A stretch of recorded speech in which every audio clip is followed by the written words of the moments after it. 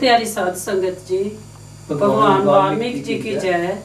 जय गुरुदेव, धन गुरुदेव। अज आपां भगवान वाल्मीकि जी की बाणी उपर विचार करांगे, जो कि उन्हां दे महान ग्रंथ श्री योग विशिष्ट महारामायण के अंदर निर्वाण प्रकरण विच दर्ज है। इस स्टेज तो आपां पहलां भी बेनती कर चुके हाँ कि दुनिया अंदर पूर्ण महात्मा कदे भी कोई नवा धर्म जां मजहब खड़ा करने वास्ते नहीं आउंदे अते ना ही वो कदे आपां नूं इन्हां धर्म दीआं दीवारां अंदर कैद होण दा उपदेश ही दिंदे हन। पूर्ण महात्मा दा उपदेश समुच्ची मानवता लई एक ही आख्या जा सकदा है। भगवान वाल्मीकि जी ने अपनी बाणी अंदर गुरमुख ਅਤੇ ਮਨਮੁਖ ਦੀ ਗੱਲ ਕੀਤੀ, ਮਨ ਦੇ ਵਿਕਾਰਾਂ ਦੀ ਗੱਲ ਕੀਤੀ, ਆਪਣੇ ਆਪ ਨੂੰ ਸਵਾਰਨ ਦੀ ਗੱਲ ਕੀਤੀ। ਇਸ ਤੋਂ ਇਲਾਵਾ ਭਗਵਾਨ ਵਾਲਮੀਕ ਜੀ ਨੇ ਸਾਧੂ ਦੀ ਗੱਲ ਕੀਤੀ, ਸੰਤ ਦੀ ਗੱਲ ਕੀਤੀ, ਜਿਸ ਵਿੱਚ ਉਹਨਾਂ ਨੇ ਦੱਸਿਆ ਕਿ ਅਪਾਰ ਸਮੁੰਦਰ ਨੂੰ ਤਰਨ ਲਈ ਆਪਾਂ ਨੂੰ ਕਿਸੇ ਜਹਾਜ਼ ਜਾਂ ਕਿਸ਼ਤੀ ਦੀ ਲੋੜ ਪਵੇਗੀ ਅਤੇ ਉਸ ਨੂੰ ਚਲਾਉਣ ਵਾਲੇ ਸੰਤ ਜਨ ਦੀ ਲੋੜ ਪਵੇਗੀ। ਭਗਵਾਨ ਵਾਲਮੀਕ ਜੀ ਦੇ ਦੱਸਣ ਅਨੁਸਾਰ ਉਹ ਹੀ ਤਰੇ ਹਨ ਜਿਨ੍ਹਾਂ ਨੂੰ ਸੰਤਾਂ ਦੀ ਸੰਗਤ ਪ੍ਰਾਪਤ ਹੋਈ ਹੈ। ਇਸ ਨੂੰ ਆਪਾਂ ਸਤਸੰਗ ਆਖ ਲਈਏ, ਸੰਤਾਂ ਦਾ ਮਤ ਆਖ ਲਈਏ, ਸੰਤਾਂ ਦਾ ਵਿਧਾਨ ਆਖ ਲਈਏ, ਇੱਕੋ ਹੀ ਸ਼ਬਦ ਦੇ ਵੱਖਰੇ ਵੱਖਰੇ ਨਾਮ आखे जा सकते हैं। आप आख सकते हाँ कि बाणी की सिक्ख्या का मकसद ही ये है कि मनमुखता नूं छड्ड के गुरमुखता नूं धारण किया जाए, तां जो ये इंसान अपने मकसद विच सफल हो सके। गुरमुख अते मनमुख ये दो शब्द बाणी अंदर बहुत जगह ते आए। गुरबाणी की कसवट्टी अनुसार सब तो उच्ची अवस्था प्राप्त करने वाले नूं आपां गुरमुख आख सकते हाँ। दूसरे पासे मन की तरफ मूँह करके चलण वाले नूं आपां मनमुख आख सकते हाँ। जो गुरमुख है वो शब्द की विचार दा अमृत पी के अपनी जिंदगी नूं सफल कर लैंदा, पर मनमुख की अवस्था इस तरह की है जिवें सुगंधी की भाल विच हिरन आख सकते हाँ। भगवान वाल्मीकि जी ने मारूथल विचों पानी की प्राप्ति की गल जां फिर रेत विचों तेल नूं कड्ढण की गल अपनी बाणी विच लिखी। भगवान वाल्मीकि जी की बाणी अनुसार इस इंसान के मन अंदर जो गलत फुरने उठते हैं, जेकर आपां जीवन रूपी किश्ती नूं इन्हां फुरनियां दीआं लहरां दे अधीन कर दईए तां इस इंसान दा जीवन रूपी किश्ती दा डुबना लाजमी है। इस सच्चाई तो आपां इनकार नहीं कर सकते कि बरसात दा पानी हरेक साल उन्हां ही बने हुए रस्तियां ते वगदा है जो बाणी दी धारा ने जो पानी की धारा ने सब तो पहला बनाए हुंदे हैं। मनमुख का मतलब ही ये है कि मन दे बनाए हुए गलत रास्ते ते चलना। पर किधर जा रहे हैं? जिंदगी का सफर तय हो रहा है या नहीं, इस बारे कोई विचार नहीं। जिंदगी के सफर की गल करदियां सतगुरु रविदास जी ने फरमाया, जन्म सिरानो पंथ ना सवारा। सतगुरु रविदास जी दसदे हन कि आए दिन इस इंसान की जिंदगी घटती जा रही है, पर उस रास्ते नूं सवारन बारे कदे सोचा ही नहीं। जिथों लंघ के इस इंसान की आत्मा ने बेगमपुरे पहुंचना, बेगमपुरे दी याद कह लो, उत्तम पद कह लो, अमरा पद कह लो, सचखंड कह लो, इक्को ही शब्द दे वखरे वखरे नाम आखे जा सकते हैं। ਆਪਾਂ ਆਖ ਸਕਦੇ ਹਾਂ ਕਿ ਗੁਰਮੁਖ ਦਾ ਜੀਵਨ ਨਵੀਂ ਖੋਜ ਵਿੱਚੋਂ ਨਿਕਲਦਾ ਅਤੇ ਇਸ ਖੋਜ ਨੂੰ ਹੀ ਗੁਰਮੁਖਤਾ ਆਖਦੇ ਹਾਂ। ਗੁਰਮੁਖ ਪਿਆਰਿਓ, ਮਾਲਕ ਦੇ ਪਿਆਰਿਆਂ ਦੇ ਦੱਸਣ ਅਨੁਸਾਰ 90% ਮਨ ਦੇ ਅੰਦਰ ਜੋ ਗਲਤ ਫੁਰਨੇ ਉੱਠਦੇ ਹਨ, ਜੇਕਰ ਆਪਾਂ ਆਪਣੇ ਮਨ ਰੂਪੀ ਕਿਸ਼ਤੀ ਨੂੰ ਇਹਨਾਂ ਫੁਰਨਿਆਂ ਦੇ ਹਵਾਲੇ ਕਰ ਦਈਏ ਤਾਂ ਇਸ ਕਿਸ਼ਤੀ ਦਾ ਡੁੱਬਣਾ ਲਾਜ਼ਮੀ ਆਖਿਆ ਜਾ ਸਕਦਾ। ਗੁਰਮੁਖ ਪਿਆਰਿਓ, ਭਗਵਾਨ ਵਾਲਮੀਕ ਜੀ ਨੇ ਆਪਣੀ ਮਹਾਨ ਰਚਨਾ ਸ਼੍ਰੀ ਯੋਗ ਵਿਸ਼ਿਸ਼ਟ ਮਹਾਰਾਮਾਇਣ ਦੇ ਅੰਦਰ ਉਪਸ਼ਮ ਪ੍ਰਕਰਨ ਸਰਗ 71 ਵਿੱਚ ਫਰਮਾਇਆ, ਸੰਸਾਰ ਰੂਪੀ ਅਪਾਰ ਸਮੁੰਦਰ ਤੋਂ ਯੁਕਤੀ ਅਤੇ ਆਤਮ ਅਭਿਆਸ ਬਿਨਾ ਤਰਨਾ ਔਖਾ ਹੈ। ਕਿਉਂ ਔਖਾ ਹੈ?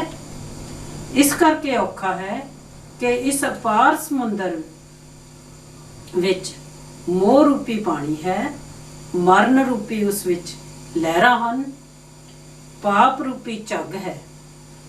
ਭਗਵਾਨ ਵਾਲਮੀਕ ਜੀ ਨੇ ਅੱਗੇ ਚੱਲ ਕੇ ਫਰਮਾਇਆ, ਜੋ ਜਹਾਜ਼ ਅਤੇ ਮਲਾਹਾਂ ਦੇ ਹੁੰਦਿਆਂ ਹੋਇਆਂ ਵੀ ਇਹਨਾਂ ਨੂੰ ਨਹੀਂ ਤਰਦੇ, ਉਹਨਾਂ ਨੂੰ ਲਾਨਤ ਹੈ। ਸਵਾਲ ਪੈਦਾ ਹੁੰਦਾ ਹੈ ਕਿ ਜਹਾਜ਼ ਅਤੇ ਮਲਾਹ ਕੌਣ ਹਨ? ਭਗਵਾਨ ਵਾਲਮੀਕ ਜੀ ਦੱਸਦੇ ਹਨ, ਜਿਸ ਮਨੁੱਖ ਦੇ ਸਰੀਰ ਵਿੱਚ ਵਿਚਾਰ ਸਾਹਿਤ ਬੁੱਧੀ ਹੈ ਉਹ ਜਹਾਜ਼ ਹੈ ਤੇ ਸੰਤ ਰੂਪੀ ਮਲਾਹ ਹੈ।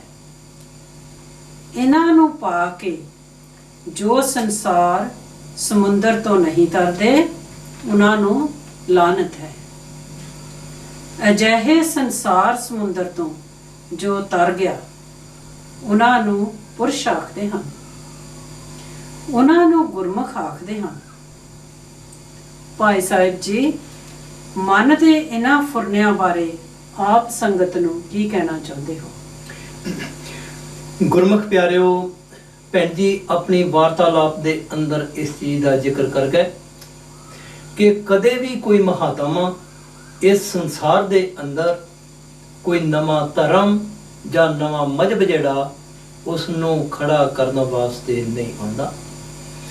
ਦੂਸਰੀ ਚੀਜ਼ ਜੋ ਹੁਣ ਤੱਕ ਆਪਾਂ ਵਰਣਨ ਕਰ ਚੁੱਕੇ, ਜਿਸ ਦੇ ਬਾਰੇ ਆਪਾਂ ਗੱਲ ਕਰ ਚੁੱਕੇ ਕਿ ਉਸ ਮਾਲਕ ਦੇ ਪਿਆਰੇ ਕਹਿ ਲਓ, ਸੰਤ ਸਤਿਗੁਰੂ ਕਹਿ ਲਓ, ਮਹਾਤਮਾ ਕਹਿ ਲਓ, ਜਾਂ ਕਿਸੇ ਹੋਰ ਲਫ਼ਜ਼ ਦੇ ਨਾਲ ਆਪਾਂ ਉਹਨਾਂ ਨੂੰ ਯਾਦ ਕਰ ਲਈਏ, ਉਹਨਾਂ ਦਾ ਮਕਸਦ ਸਿਰਫ ਇਹੀ ਆ ਕਿ ਬਈ ਇਹ ਜਿਹੜੀਆਂ ਧਰਮ ਦੀਆਂ ਦੀਵਾਰਾਂ ਕਹਿ ਲਓ, ਧਰਮ ਦੇ ਕਿਲੇ ਕਹਿ ਲਓ, ਇਹਨਾਂ ਕਿਲਿਆਂ ਦੇ ਵਿੱਚੋਂ ਇਸ ਇਨਸਾਨ ਨੂੰ ਕੱਢਣ ਵਾਸਤੇ ਹੀ ਉਹ ਮਾਲਕ ਦੇ ਪਿਆਰੇ ਇਸ ਸੰਸਾਰ ਦੇ ਅੰਦਰ ਆਉਂਦੇ। ਜੇਕਰ ਆਪਾਂ ਥੋੜੀ ਜਿਹੀ ਬੈਕਗਰਾਉਂਡ ਦੇ ਉੱਪਰ ਜਾ ਕੇ ਦੇਖੀਏ ਤੇ ਅੱਜ ਤੋਂ ਕੋਈ 500 ਸਾਲ ਪਹਿਲਾਂ ਕਹਿ ਲਓ ਜਾਂ 550 ਸਾਲ ਪਹਿਲਾਂ ਦੀ ਆਪਾਂ ਗੱਲ ਕਰ ਲਈਏ ਜੀ, ਆਪਾਂ ਪਹਿਲਾਂ ਵੀ ਬੇਨਤੀ ਕਰ ਚੁੱਕੇ ਹਾਂ ਕਿ ਸਿੱਖ ਧਰਮ ਜਿਹੜਾ ਉਹ ਹੋਂਦ ਵਿੱਚ ਨਹੀਂ, ਉਸ ਤੋਂ ਬਾਅਦ ਜਿਹੜਾ ਉਹ ਸਿੱਖ ਧਰਮ ਗੁਰੂ ਸਾਹਿਬਾਨ ਤੋਂ ਬਾਅਦ ਜਿਹੜਾ ਉਹ ਸਿੱਖ ਧਰਮ ਜਿਹੜਾ ਹੋਂਦ ਵਿੱਚ ਆਇਆ। ਇਸ ਤੋਂ ਆਪਾਂ ਥੋੜਾ ਜਿਹਾ ਹੋਰ ਪਿੱਛੇ ਚਲੇ ਜਾਈਏ, ਕੋਈ 1400 ਸਾਲ ਪਹਿਲਾਂ ਦੀ ਆਪਾਂ ਗੱਲ ਕਰ ਲਈਏ ਤੇ ਜਿਹੜਾ ਮੁਸਲਮਾਨ ਧਰਮ ਆਪਾਂ ਕਹਿ ਲਈਏ ਉਹ ਹੋਂਦ ਵਿੱਚ ਨਹੀਂ ਸੀ, ਕਿਉਂਕਿ ਮੁਹੰਮਦ ਸਾਹਿਬ ਤੋਂ ਬਾਅਦ ਦੀ ਆਪਾਂ ਗੱਲ ਕਰ ਲਈਏ ਜਾਂ ਉਸ ਸਮੇਂ ਦੇ ਲਾਗੇ ਛਾਗੇ ਦੀ ਆਪਾਂ ਗੱਲ ਕਰ ਲਈਏ ਕਿ ਇਹ ਜਿਹੜਾ ਧਰਮ ਆ ਇਹ ਹੋਂਦ ਵਿੱਚ ਆਇਆ।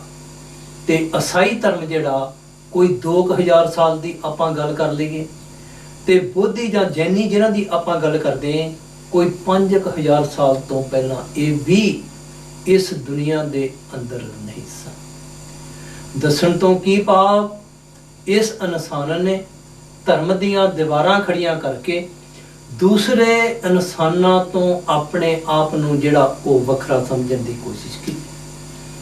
ਅੱਜ ਜਿਨ੍ਹਾਂ ਦੀ ਬਾਣੀ ਦੀ ਆਪਾਂ ਗੱਲ ਕਰ ਰਹੇ ਹਾਂ ਨਾ, ਅਕਾਲ ਉਸਤਤ ਜਿਹੜੀ ਸ਼ਾਇਦ ਉਸ ਦੇ ਅੰਦਰ 10ਵੇਂ ਪਾਤਸ਼ਾਹ ਸ਼੍ਰੀ ਗੁਰੂ ਗੋਬਿੰਦ ਸਿੰਘ ਮਹਾਰਾਜ ਜੀ ਨੇ ਇੱਕ ਜਗ੍ਹਾ ਤੇ ਜ਼ਿਕਰ ਕੀਤਾ ਜੀ, ਕਦੇ ਆਪਾਂ ਜ਼ਿਆਦਾ ਵੈਸੇ ਵਿਚਾਰ ਕਰਨ ਦੀ ਕੋਸ਼ਿਸ਼ ਨਹੀਂ ਕਰਦੇ। ਕਹਿੰਦੇ ਮਾਨਸ ਕੀ ਜਾਤ ਸਭੇ ਇੱਕ ਹੀ ਪਹਿਚਾਨਵੋ। ਕਹਿੰਦੇ ਮਨੁੱਖ ਦੀ ਕੋਈ ਜਾਤ ਨਹੀਂ, ਕਹਿੰਦੇ ਉਹ ਇੱਕੋ ਹੀ ਜਾਤ ਆ ਉਹਦੀ ਕਿ ਇਹ ਉਸ ਸਮੁੰਦਰ ਦੀ ਬੂੰਦ ਜਿਸ ਤਰ੍ਹਾਂ ਆਪਾਂ ਕਹਿ ਲਈਏ, ਸਮੁੰਦਰ ਦਾ ਆਪਾਂ ਕਤਰਾ ਕਹਿ ਲਈਏ, ਉਸ ਸਮੁੰਦਰ ਦੀ ਅੰਸ਼ ਆਪਾਂ ਕਹਿ ਲਈਏ। ਤੇ ਸਤਿਗੁਰੂ ਕਬੀਰ ਸਾਹਿਬ ਮਹਾਰਾਜ ਜੀ ਨੇ ਵੀ ਆਪਣੀ ਬਾਣੀ ਦੇ ਅੰਦਰ ਇਸ ਦੇ ਪ੍ਰਤੀ ਜ਼ਿਕਰ ਕੀਤਾ ਜੀ।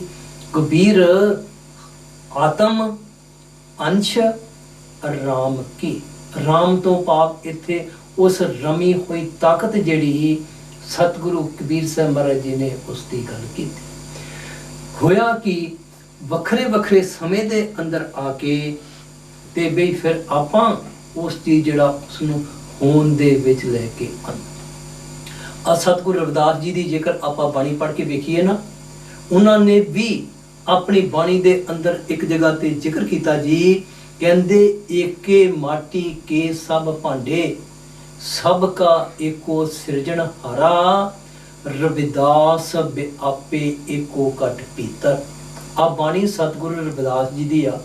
ਤੇ ਜੇ ਫਿਰ ਵੀ ਆਪਾਂ ਇਹ ਕਹਿ ਲਈਏ ਜੀ ਕਿ ਸਤਿਗੁਰੂ ਰਵਿਦਾਸ ਜੀ ਨੇ ਇੱਥੇ ਆ ਕੇ ਇੱਕ ਨਵਾਂ ਹੀ ਧਰਮ ਖੜਾ ਕਰ ਦਿੱਤਾ, ਤੇ ਫਿਰ ਆਪਾਂ ਉਸ ਬਾਣੀ ਤੇ ਜ਼ਿਆਦਾ ਵਿਚਾਰ ਜਿਹੜੀ ਉਹ ਨਹੀਂ ਕੀਤੀ।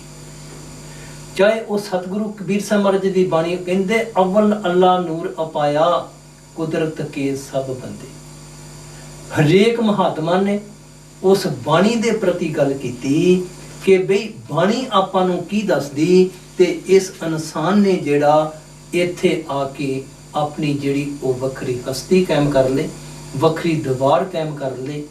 ਕਿਉਂ ਕਰ ਲਏ? ਇਸ ਕਰਕੇ ਕਿ ਇਸ ਇਨਸਾਨ ਨੇ ਗੁਰਮੁਖਤਾ ਨੂੰ ਅਪਣਾਉਣਾ ਸੀ, ਗੁਰੂਆਂ ਦੀ ਦੱਸੀ ਹੋਈ ਗੱਲ ਨੂੰ ਮੰਨਣ ਵਿੱਚ ਲੈ ਕੇ ਆਉਣਾ ਸੀ।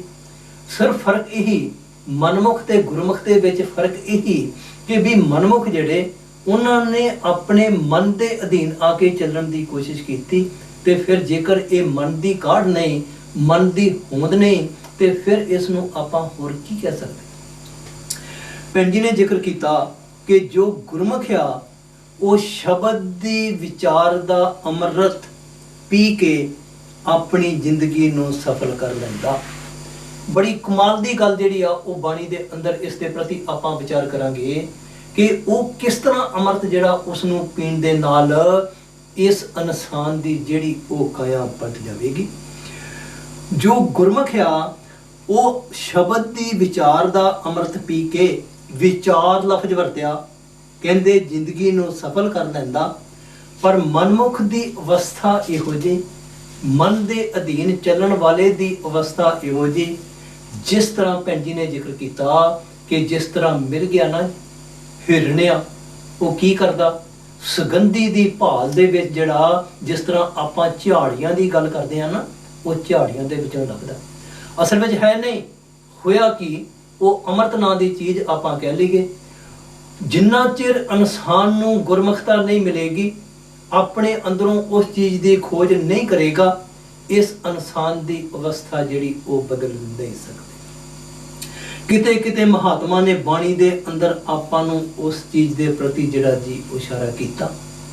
ਗੁਰੂ ਸਾਹਿਬਾਨ ਨੇ ਬਾਣੀ ਦੇ ਅੰਦਰ ਜ਼ਿਕਰ ਕੀਤਾ, ਜਿਸ ਤਰ੍ਹਾਂ ਇਸ ਸ਼ਬਦ ਦੇ ਅੰਦਰ ਅੰਮ੍ਰਿਤ ਦੀ ਆਪਾਂ ਵਿਚਾਰ ਦੀ ਗੱਲ ਕਰ ਰਹੇ ਹਾਂ ਨਾ, ਕਹਿੰਦੇ ਘਰ ਹੀ ਮੈਂ ਅੰਮ੍ਰਿਤ ਭਰਪੂਰ ਹੈ, ਮਨ ਮੁਖਾਂ ਸਾਧ ਨਾ ਪਾਇਆ, ਜਿਉਂ ਕਸਤੂਰੀ ਮਿਰਗ ਨਾ ਜਾਣੇ ਭਰਮ ਦਾ ਭਰਮ ਭੁਲਾਇਆ। ਭਗਵਾਨ ਵਾਲਮੀਕੀ ਜੀ ਨੇ ਰੇਗਿਸਤਾਨ ਦੀ ਗੱਲ ਕਰਤੀ। ਕਹਿੰਦੇ ਰੇਗਿਸਤਾਨ ਚੋਂ ਪਾਣੀ ਨਹੀਂ ਲੱਭ ਸਕਦਾ, ਰੇਤ ਨੂੰ ਪੀੜਨ ਦੇ ਨਾਲ ਕਦੇ ਕਿਸੇ ਨੂੰ ਤੇਲ ਦੀ ਪ੍ਰਾਪਤੀ ਨਹੀਂ ਹੋ ਸਕਦੀ। ਭਗਵਾਨ ਵਾਲਮੀਕੀ ਜੀ ਦੇ ਦੱਸਣ ਅਨੁਸਾਰ ਕਹਿੰਦੇ ਪਾਣੀ ਨੂੰ ਰਿੜਕਣ ਦੇ ਨਾਲ ਗੁਰੂ ਘਰ ਨੇ ਫਰਮਾਇਆ ਕਿ ਕਦੇ ਆਪਾਂ ਮੱਖਣ ਦੀ ਪ੍ਰਾਪਤੀ ਨਹੀਂ ਕਰ ਸਕਦੇ। ਇਸ ਕਰਕੇ ਸ਼ਬਦ ਦੀ ਵਿਚਾਰ ਦੀ ਗੱਲ ਜਿਹੜੀ ਉਸ ਦੇ ਪ੍ਰਤੀ ਆਪਾਂ ਗੱਲ ਕਰ ਰਹੇ। ਭਗਵਾਨ ਵਾਲਮੀਕੀ ਜੀ ਨੇ ਆਪਣੀ ਬਾਣੀ ਦੇ ਅੰਦਰ ਸਥਿਤੀ ਪ੍ਰਕਰਨ ਸਰਗ ਜਿਹੜਾ 22 ਆ ਨਾ, ਉਸ ਦੇ ਅੰਦਰ ਇਸ ਆਪਾਂ ਕਹਿ ਲਈਏ ਕਿ ਸ਼ਬਦ ਦੀ ਵਿਚਾਰ ਦੀ ਗੱਲ ਕਰਦਿਆਂ ਉਹਨਾਂ ਨੇ ਜ਼ਿਕਰ ਕੀਤਾ ਜੀ ਇੱਕ ਜਗ੍ਹਾ ਤੇ। ਕਹਿੰਦੇ ਜਿਵੇਂ ਬਰਫ਼ ਦਾ ਟੁਕੜਾ ਸੂਰਜ ਦੀ ਗਰਮੀ ਨਾਲ ਪਾਣੀ ਹੋ ਜਾਂਦਾ। ਸਪਸ਼ਟ ਫੈਸਲਾ। ਕਹਿੰਦੇ ਹੁੰਦਾ ਕਿ ਇਸ ਇਨਸਾਨ ਦੀ ਮਨ ਦੀ ਜੜਤਾ ਕਹਿ ਲਓ, ਭਗਵਾਨ ਵਾਲਮੀਕ ਜੀ ਦੱਸਦੇ, ਕਲਪੀਆਂ ਹੋਈਆਂ ਮਨ ਦੀਆਂ ਚੀਜ਼ਾਂ ਦੀ ਗੱਲ ਜਿਹੜੀ ਉਹ ਭਗਵਾਨ ਵਾਲਮੀਕ ਜੀ ਕਹਿੰਦੇ ਇਸ ਮਨ ਨੇ ਉਹ ਜਿਹੜੀ ਗਲਤ ਚੀਜ਼ ਆ ਨਾ, ਜਿਸ ਤਰ੍ਹਾਂ ਆਪਾਂ ਕਹਿ ਲਈਏ ਕਿ ਇੱਕ ਨਾਸ਼ਵਾਨ ਚੀਜ਼ ਆ, ਉਸ ਨੂੰ ਸੱਚ ਮੰਨਿਆ, ਜੜਤਾ ਤੋਂ ਭਾਵ ਉਸ ਦੇ ਵਿੱਚ ਉਹ ਚੀਜ਼ ਦ੍ਰਿੜ ਕਰਕੇ ਬੈਠ ਗਈ। ਭਗਵਾਨ ਵਾਲਮੀਕ ਜੀ ਨੇ ਉੱਥੋਂ ਗੱਲ ਲੈ ਕੇ ਆਂਦੀ, ਕਹਿੰਦੇ ਜਿਵੇਂ ਬਰਫ਼ ਦਾ ਟੁਕੜਾ ਸੂਰਜ ਦੀ ਗਰਮੀ ਨਾਲ ਪਾਣੀ ਹੋ ਜਾਂਦਾ। ਆਮ ਇਨਸਾਨ ਨੂੰ ਆਪਾਂ ਇਹ ਗੱਲ ਦੱਸੀਏ ਜੀ ਕਿ ਜਿਸ ਤਰ੍ਹਾਂ ਪਾਣੀ ਆ ਨਾ, ਹੋਇਆ ਕਿ ਕਿਉਂਕਿ ਟੈਂਪਰੇਚਰ ਇਹੋ ਜਿਹਾ ਹੋ ਗਿਆ ਤੇ ਉਹ ਫਿਰ ਬਈ ਜਿਹੜਾ ਪਾਣੀ ਸੀ ਉਸਨੇ ਬਰਫ਼ ਦੀ ਸ਼ਕਲ ਜਿਹੜੀ ਉਹ ਅਖਤਿਆਰ ਕਰ ਲਈ, ਅਸਲ ਵਿੱਚ ਉਹ ਹੈ ਪਾਣੀ। ਭਗਵਾਨ ਵਾਲਮੀਕ ਜੀ ਕੀ ਦੱਸਦੇ, ਕਹਿੰਦੇ ਸੂਰਜ ਦੀ ਗਰਮੀ ਲੱਗੇਗੀ। ਸੂਰਜ ਕੀ ਹੋਇਆ, ਕਹਿੰਦੇ ਬਾਣੀ ਰੂਪੀ ਸੂਰਜ। ਕਹਿੰਦੇ ਜਦੋਂ ਬਾਣੀ ਰੂਪੀ ਇਸ ਇਨਸਾਨ ਨੂੰ ਗਿਆਨ ਪ੍ਰਾਪਤ ਹੋਵੇਗਾ। ਭਗਵਾਨ ਵਾਲਮੀਕ ਜੀ ਨੇ ਉੱਥੋਂ ਚੀਜ਼ ਲੈ ਕੇ ਆਂਦੀ, ਕਹਿੰਦੇ ਜਿਵੇਂ ਬਰਫ਼ ਦਾ ਟੁਕੜਾ ਸੂਰਜ ਦੀ ਗਰਮੀ ਨਾਲ ਪਾਣੀ ਹੋ ਜਾਂਦਾ। ਕਹਿੰਦੇ ਜਦ ਵਿਵੇਕ ਰੂਪੀ ਸੂਰਜ ਚੜ੍ਹਦਾ, ਵਿਵੇਕ ਕਹਿੰਦੇ ਜੀ ਗਿਆਨ ਨੂੰ, ਕਿਸੇ ਚੀਜ਼ ਦੀ ਨੌਲੇਜ ਪ੍ਰਾਪਤ ਕਰਨ ਨੂੰ। ਆ ਬਾਹਰਲੀ ਆਪਾਂ ਗੱਲ ਕਰ ਲਈਏ, ਆ ਬੀਬੀਆਂ ਰੋਟੀਆਂ ਬਣਾਉਂਦੀਆਂ ਹਨ ਤੇ ਆਟਾ ਗੁੰਨਣਾ ਹੋਵੇ ਤੇ ਆਪਾਂ ਨੂੰ ਉਹ ਯੁਕਤੀ ਚਾਹੀਦੀ, ਗਿਆਨ ਚਾਹੀਦਾ। ਤੇ ਜੇਕਰ ਉਸ ਆਟੇ ਦੇ ਵਿੱਚ ਆਪਾਂ ਇੰਨਾ ਕੁ ਪਾਣੀ ਪਾਤਾ ਕਿ ਉਹ ਗੁੱਝ ਨਹੀਂ ਸਕੇਗਾ, ਦਾਲ ਜਾਂ ਸਬਜ਼ੀ ਬਣਾਉਣ ਦੇ ਲਈ ਠੀਕ ਮਿਕਦਾਰ ਦੇ ਵਿੱਚ ਆਪਾਂ ਚੀਜ਼ ਨਹੀਂ ਪਾਵਾਂਗੇ ਤੇ ਫਿਰ ਆਪਾਂ ਉਹ ਚੀਜ਼ ਨਹੀਂ ਬਣਾ ਸਕਦੇ। ਭਗਵਾਨ ਵਾਲਮੀਕ ਜੀ ਨੇ ਉੱਥੋਂ ਗੱਲ ਲੈ ਕੇ ਆਂਦੀ, ਕਹਿੰਦੇ ਜਦ ਵਿਵੇਕ ਰੂਪੀ ਸੂਰਜ ਚੜ੍ਹਦਾ ਤੇ ਮਨ ਗਲ ਕੇ ਆਤਮ ਰੂਪ ਹੋ ਜਾਂਦਾ। ਮਨ ਗਲ ਕੇ ਆਤਮ ਰੂਪ ਹੋ ਜਾਂਦਾ, ਮਨ ਨਸ਼ਟ ਹੋ ਕੇ ਆਤਮ ਰੂਪ ਹੋ ਜਾਏਗਾ। ਜਿਸ ਤਰ੍ਹਾਂ ਆਪਾਂ ਅਕਸਰ ਪਹਿਲੇ ਸਤਸੰਗਾਂ ਦੇ ਵਿੱਚ ਇਸ ਚੀਜ਼ ਦੇ ਪ੍ਰਤੀ ਜ਼ਿਕਰ ਕਰ ਚੁੱਕੇ ਜੀ। ਮਨ ਦੀ ਗੱਲ ਜਿਹੜੀ ਭਗਵਾਨ ਵਾਲਮੀਕ ਜੀ ਨੇ ਕੀਤੀ, ਮਨ ਦੇ ਸੰਕਲਪ ਦੀ ਗੱਲ ਭਗਵਾਨ ਵਾਲਮੀਕ ਜੀ ਨੇ ਕੀਤੀ, ਮਨ ਦੇ ਧੋਖੇ ਦੀ ਗੱਲ ਭਗਵਾਨ ਵਾਲਮੀਕ ਜੀ ਨੇ ਆਪਣੀ ਬਾਣੀ ਦੇ ਅੰਦਰ ਕੀਤੀ ਕਿ ਇਹ ਜਿੰਨੇ ਵੀ ਰਿਸ਼ੀ ਜਾਂ ਮਹਾਰਿਸ਼ੀ ਹੋਏ, ਕਹਿੰਦੇ ਕਿਉਂ ਉਸ ਆਤਮ ਰੂਪ ਨੂੰ ਨਹੀਂ ਜਾਣ ਸਕੇ, ਆਤਮਾ ਨੂੰ ਨਹੀਂ ਜਾਣ ਸਕੇ। ਕਿਉਂਕਿ ਦੋ ਚੀਜ਼ਾਂ, ਇੱਕ ਇਨਸਾਨ ਦਾ ਮਨ ਆ, ਇੱਕ ਆਤਮਾ ਦੀ ਗੱਲ ਕਰਦੇ। ਮਨ ਜਿਹੜਾ ਇਹ ਕਾਰ ਭਗਵਾਨ ਦੀ ਅੰਸ਼, ਇਸ ਦਾ ਨਿਵਾਸ ਸਥਾਨ ਮਹਾਤਮਾ ਦੇ ਦੱਸਣ ਅਨੁਸਾਰ ਬ੍ਰਹਮ ਜਾਂ ਤਿਰਕੁਟੀ ਜਿਹੜਾ ਬਾਣੀ ਦੇ ਅੰਦਰ ਇਸ ਨੂੰ ਕਰਕੇ ਲਿਖਿਆ। ਲੇਕਿਨ ਜਿਹੜਾ ਆਤਮਾ ਦਾ ਘਰ ਆ ਉਸ ਨੂੰ ਸੱਚਖੰਡ ਕਰਕੇ ਲਿਖਿਆ, ਬੇਗਮਪੁਰਾ ਕਰਕੇ ਲਿਖਿਆ, ਜਾਂ ਸਤਿਗੁਰੂ ਕਬੀਰ ਸਾਹਿਬ ਮਹਾਰਾਜ ਜੀ ਨੇ ਕਿਸੇ ਹੋਰ ਲਫ਼ਜ਼ ਦੇ ਅੰਦਰ ਉਸ ਨੂੰ ਵਰਣਨ ਕੀਤਾ। ਇਸ ਕਰਕੇ ਦੋ ਚੀਜ਼ਾਂ ਹੋ ਗਈਆਂ, ਇੱਕ ਮਨ ਦੀ ਗੱਲ, ਦੂਸਰੀ ਜਿਹੜੀ ਉਹ ਸਾਡੀ ਆਤਮਾ ਦੀ ਗੱਲ। ਭਗਵਾਨ ਵਾਲਮੀਕ ਜੀ ਨੇ ਉਸ ਚੀਜ਼ ਦੀ ਗੱਲ ਕੀਤੀ, ਕਹਿੰਦੇ ਜਦ ਵਿਵੇਕ ਰੂਪੀ ਸੂਰਜ ਚੜ੍ਹਦਾ, ਕਹਿੰਦੇ ਗਿਆਨ ਇਸ ਇਨਸਾਨ ਦੇ ਅੰਦਰ ਪ੍ਰਗਟ ਹੋ ਜਾਏਗਾ, ਮਨ ਗਲ ਕੇ ਆਤਮ ਰੂਪ ਹੋ ਜਾਂਦਾ। ਜਿਵੇਂ ਜਦ ਤੱਕ ਮਾਰੂਥਲ ਵਿੱਚ ਧੁੱਪ ਹੁੰਦੀ, ਤਦ ਤੱਕ ਉਥੋਂ ਮਿਰਗ ਤ੍ਰਿਸ਼ਨਾ ਦੀ ਨਦੀ ਨਸ਼ਟ ਨਹੀਂ ਹੁੰਦੀ। ਦੂਸਰੀ ਕੜੀ ਦੇ ਅੰਦਰ ਭਗਵਾਨ ਵਾਲਮੀਕ ਜੀ ਨੇ ਕੀ ਫਰਮਾਇਆ, ਕਹਿੰਦੇ ਜਦੋਂ ਤੱਕ ਮਾਰੂਥਲ ਦੇ ਵਿੱਚ ਕਹਿੰਦੇ ਧੁੱਪ ਹੋਵੇਗੀ। ਇਹ ਮਾਰੂਥਲ ਕੀ, ਕਹਿੰਦੇ ਦੁਨੀਆ ਦੀਆਂ ਵਸਤਾਂ ਦੇ ਵਿੱਚੋਂ ਜਿੰਨਾ ਚਿਰ ਇਸ ਇਨਸਾਨ ਨੂੰ ਸੋਝੀ ਨਹੀਂ ਮਿਲੇਗੀ ਕਿ ਇਹਨਾਂ ਦੇ ਵਿੱਚ ਉਹ ਸੁੱਖ ਅਤੇ ਉਹ ਆਰਾਮ ਜਿਹੜਾ ਉਹ ਨਹੀਂ ਆ, ਉਤਨਾ ਅਰਸਾ ਇਹ ਇਨਸਾਨ ਇਹਨਾਂ ਨੂੰ ਛੱਡਣ ਵਾਸਤੇ ਤਿਆਰ ਨਹੀਂ ਹੋਵੇਗਾ। ਇਸ ਕਰਕੇ ਭਗਵਾਨ ਵਾਲਮੀਕ ਜੀ ਨੇ ਉਸ ਚੀਜ਼ ਨੂੰ ਸਾਡੇ ਸਾਹਮਣੇ ਲੈ ਕੇ ਆਂਦਾ ਕਿ ਵੀ ਇੱਕ ਮਾਰੂਥਲ ਆ ਤੇ ਮਾਰੂਥਲ ਦੇ ਵਿੱਚ ਗਰਮੀ ਆ। ਜਿੰਨਾ ਚਿਰ ਤੱਕ ਉਸ ਮਾਰੂਥਲ ਦੇ ਵਿੱਚ ਉਹ ਗਰਮੀ ਹੋਵੇਗੀ, ਮਿਰਗ ਤ੍ਰਿਸ਼ਨਾ ਬਣੀ ਰਹੇਗੀ। ਦੁਨੀਆ ਦੀ ਕੋਈ ਤਾਕਤ ਉਸ ਮਿਰਗ ਤ੍ਰਿਸ਼ਨਾ ਜਿਹੜੀ ਉਸ ਨੂੰ ਖਤਮ ਨਹੀਂ ਕਰ ਸਕਦੀ। ਇਸ ਤੋਂ ਅੱਗੇ ਅੱਧੀ ਕੜੀ ਵਿੱਚ ਭਗਵਾਨ ਵਾਲਮੀਕ ਜੀ ਨੇ ਕੀ ਫਰਮਾਇਆ, ਕਹਿੰਦੇ ਮਾਰੂਥਲ ਵਿੱਚ ਧੁੱਪ ਹੁੰਦੀ ਤਦ ਤੱਕ ਉੱਥੋਂ ਮਿਰਗ ਤ੍ਰਿਸ਼ਨਾ ਦੀ ਨਦੀ ਨਸ਼ਟ ਨਹੀਂ ਹੁੰਦੀ। ਜਦ ਵਰਖਾ ਹੁੰਦੀ, ਕਹਿੰਦੇ ਬਰਸਾਤ ਆ ਗਈ। ਕਾਹਦੀ ਬਰਸਾਤ ਆ ਗਈ, ਕਹਿੰਦੇ ਉਸ ਮਾਲਕ ਦੇ ਗਿਆਨ ਦੀ ਬਰਸਾਤ ਆ ਗਈ। ਕਹਿੰਦੇ ਜਦ ਵਰਖਾ ਹੁੰਦੀ ਤਦ ਇਹ ਮਿਰਗ ਤ੍ਰਿਸ਼ਨਾ ਜਿਹੜੀ ਉਹ ਨਸ਼ਟ ਹੋ ਜਾਂਦੀ। ਭਗਵਾਨ ਵਾਲਮੀਕ ਜੀ ਨੇ ਉਸ ਚੀਜ਼ ਨੂੰ ਸਾਹਮਣੇ ਲੈ ਕੇ ਆਂਦਾ ਕਿ ਸ਼ਬਦ ਦੀ ਵਿਚਾਰ ਦਾ ਅੰਮ੍ਰਿਤ ਕੀ, ਸ਼ਬਦ ਦੇ ਉੱਪਰ ਵਿਚਾਰ ਕਰਨ ਦੇ ਨਾਲ ਇਸ ਇਨਸਾਨ ਨੂੰ ਕੀ ਮਿਲੇਗਾ? ਕਹਿੰਦੇ ਉਹ ਅਵਸਥਾ ਪ੍ਰਾਪਤ ਹੋ ਜਾਏਗੀ, ਕਹਿੰਦੇ ਜਿਸ ਨੂੰ ਪੀਣ ਦੇ ਨਾਲ ਆਪਾਂ ਆਖ ਸਕਦੇ ਹਾਂ ਕਿ ਬਈ ਇਸ ਨੂੰ ਉਹ ਅਮਰ ਪਦਵੀ ਕਹਿ ਲਈਏ। ਉਸ ਬੇਗਮਪੁਰੇ ਦੀ ਜਿਸ ਤਰ੍ਹਾਂ ਆਪਾਂ ਗੱਲ ਕੀਤੀ, ਇਸ ਦਾ ਉੱਥੇ ਜਿਹੜਾ ਉਹ ਨਿਵਾਸ ਹੋ ਜਾਏਗਾ। ਲੇਕਿਨ ਬਾਣੀ ਆਪਾਂ ਨੂੰ ਕੀ ਇਸ਼ਾਰਾ ਕਰਦੀ? ਕਹਿੰਦੇ ਗਲਤ ਫੁਰਨਿਆਂ ਦੀ ਗੱਲ, ਜਿਸ ਤਰ੍ਹਾਂ ਭੈਣ ਜੀ ਇਸ਼ਾਰਾ ਕਰ ਗਏ ਕਿ ਭਗਵਾਨ ਵਾਲਮੀਕ ਜੀ ਨੇ ਆਪਣੀ ਬਾਣੀ ਦੇ ਅੰਦਰ ਇਸ ਤਰ੍ਹਾਂ ਦਾ ਜ਼ਿਕਰ ਕੀਤਾ ਜੀ ਕਿ ਜੇਕਰ ਆਪਾਂ ਆਪਣੀ ਜੀਵਨ ਰੂਪੀ ਕਿਸ਼ਤੀ ਨੂੰ ਇਹਨਾਂ ਫੁਰਨਿਆਂ ਦੇ ਹਵਾਲੇ ਕਰ ਦਈਏ ਤੇ ਆਪਾਂ ਕਦੇ ਵੀ ਜਿਹੜਾ ਉਸ ਨੂੰ ਆਪਾਂ ਦਰਿਆ ਕਹਿ ਲਈਏ, ਸਮੁੰਦਰ ਕਹਿ ਲਈਏ, ਜਾਂ ਕਿਸੇ ਹੋਰ ਲਫ਼ਜ਼ ਨਾਲ ਗੁਰੂ ਘਰ ਨੇ ਉਸ ਨੂੰ ਸਮੁੰਦਰ ਇਸ ਕਰਕੇ ਕਿਹਾ ਕਿ ਉਸ ਸਮੇਂ ਦੇ ਅੰਦਰ ਸਮੁੰਦਰੀ ਜਹਾਜ਼ ਦੇ ਰਾਹੀਂ ਉਸ ਸਮੁੰਦਰ ਨੂੰ ਪਾਰ ਕੀਤਾ ਜਾ ਸਕਦਾ। ਭਗਵਾਨ ਵਾਲਮੀਕ ਜੀ ਨੇ ਕਿਸ਼ਤੀ ਦੀ ਗੱਲ ਇਸ ਕਰਕੇ ਲੈ ਕੇ ਆਂਦੀ ਕਿ ਜਿੰਨਾ ਚਿਰ ਆਪਾਂ ਨੂੰ ਉਸ ਚੀਜ਼ ਦੀ ਸੋਝੀ ਨਹੀਂ, ਕਹਿੰਦੇ ਇਨਸਾਨ ਦੇ ਸਰੀਰ ਰੂਪੀ ਕਿਸ਼ਤੀ ਉਹਨਾਂ ਫੁਰਨਿਆਂ ਦੇ ਹਵਾਲੇ ਕਰ ਦਈਏ, ਉਹਨਾਂ ਲਹਿਰਾਂ ਦੇ ਹਵਾਲੇ ਕਰ ਦਈਏ ਤੇ ਇਹ ਕਦੇ ਪਾਰ ਨਹੀਂ ਲੱਗ ਸਕਦੀ। ਇਸ ਕਰਕੇ ਜ਼ਰੂਰੀ ਚੀਜ਼ ਆ ਕਿ ਭਗਵਾਨ ਵਾਲਮੀਕ ਜੀ ਨੇ ਆਪਣੀ ਬਾਣੀ ਦੇ ਅੰਦਰ ਉਹਨਾਂ ਵਾਸਨਾਵਾਂ ਦੀ ਗੱਲ ਜਿਹੜੀ ਉਹ ਕੀਤੀ। ਆਪਾਂ ਥੋੜੀ ਜਿਹੀ ਜਿਹੜੀ ਉਹ ਇਸ ਚੀਜ਼ ਦੇ ਉੱਪਰ ਵਿਚਾਰ ਕਰਾਂਗੇ। ਵਾਸਨਾਵਾਂ ਦੀ ਗੱਲ ਕਰਦੇ ਹੋਏ ਭਗਵਾਨ ਵਾਲਮੀਕ ਜੀ ਨੇ ਇਸ ਤਰ੍ਹਾਂ ਕਿਉਂ ਵਰਣਨ ਕੀਤਾ? ਜਿਸ ਤਰ੍ਹਾਂ ਆਪਾਂ ਜ਼ਿਕਰ ਕਰ ਲਈਏ ਜੀ ਕਿ ਇੱਕ ਇਨਸਾਨ ਖੁਰਾਕ ਖਾਂਦਾ ਤੇ ਉਹ ਕੀ ਕਰਦਾ? ਇਸ ਚੀਜ਼ ਨੂੰ ਇਹ ਵੇਖਦਾ ਕਿ ਬਈ ਕੋਈ ਗਲਤ ਚੀਜ਼ ਜਿਹੜੀ ਆ ਨਾ ਉਹ ਉਸ ਖੁਰਾਕ ਦੇ ਵਿੱਚ ਜਿਹੜੀ ਉਹ ਮਿਕਸ ਨਾ ਹੋ ਜਾਵੇ। ਕਿਉਂ?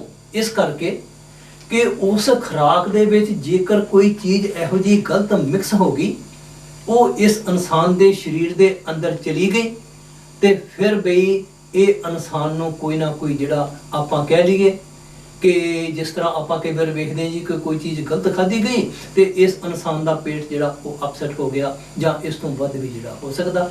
ਇਸ ਦਾ ਮਤਲਬ ਇਹ ਕਿ ਜਿਹੜੀ ਚੀਜ਼ ਆਪਾਂ ਆਪਣੇ ਮੂੰਹ ਨਾਲ ਖਾਧੀ ਆ ਨਾ, ਉਸ ਦਾ ਅਸਰ ਜਿਹੜਾ ਇਸ ਇਨਸਾਨ ਦੇ ਤਨ ਦੇ ਉੱਪਰ ਕਹਿ ਲਈਏ, ਇਸ ਇਨਸਾਨ ਦੇ ਸਰੀਰ ਦੇ ਉੱਪਰ ਜਿਹੜਾ ਉਹ ਅਸਰ ਹੋਵੇ। ਇਸੇ ਤਰ੍ਹਾਂ ਭਗਵਾਨ ਵਾਲਮੀਕ ਜੀ ਦੇ ਦੱਸਣ ਅਨੁਸਾਰ, ਬਾਕੀ ਮਹਾਤਮਾ ਦੇ ਦੱਸਣ ਅਨੁਸਾਰ, ਜਿਸ ਤਰ੍ਹਾਂ ਖੁਰਾਕ ਜਿਹੜੀ ਉਹ ਆਪਾਂ ਆਪਣੇ ਮੂੰਹ ਦੇ ਨਾਲ ਖਾਧੀ, ਕਹਿੰਦੇ ਉਸ ਦਾ ਅਸਰ ਜਿਹੜਾ ਉਹ ਸਾਡੇ ਤਨ ਦੇ ਉੱਪਰ ਹੋਇਆ, ਭਾਵ ਸਰੀਰ ਦੇ ਉੱਪਰ ਹੋਇਆ।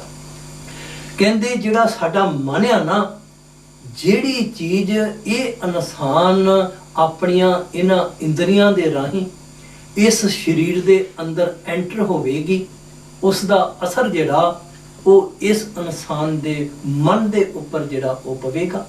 ਮਨ ਦੇ ਉੱਪਰ ਪਵੇਗਾ ਤੇ ਫਿਰ ਜਿੱਥੋਂ ਗੱਲ ਸ਼ੁਰੂ ਕੀਤੀ ਭਗਵਾਨ ਵਾਲਮੀਕ ਜੀ ਨੇ ਵਾਸਨਾਵਾਂ ਦੀ ਗੱਲ, ਮਨ ਜਿਹੜਾ ਉਹਨਾਂ ਵਾਸਨਾਵਾਂ ਨੂੰ ਪ੍ਰਾਪਤ ਕਰਨ ਦੀ ਜਿਹੜਾ ਪੈਦਾ ਹੋਣਗੀਆਂ ਤੇ ਉਸ ਨੂੰ ਪ੍ਰਾਪਤ ਕਰਨ ਦੇ ਲਈ ਫਿਰ ਬਈ ਇਹ ਇਨਸਾਨ ਜਿਹੜਾ ਉਹ ਕੋਸ਼ਿਸ਼ ਕਰੇਗਾ। ਇਸ ਕਰਕੇ ਭਗਵਾਨ ਵਾਲਮੀਕ ਜੀ ਨੇ ਕੀ ਦੱਸਿਆ?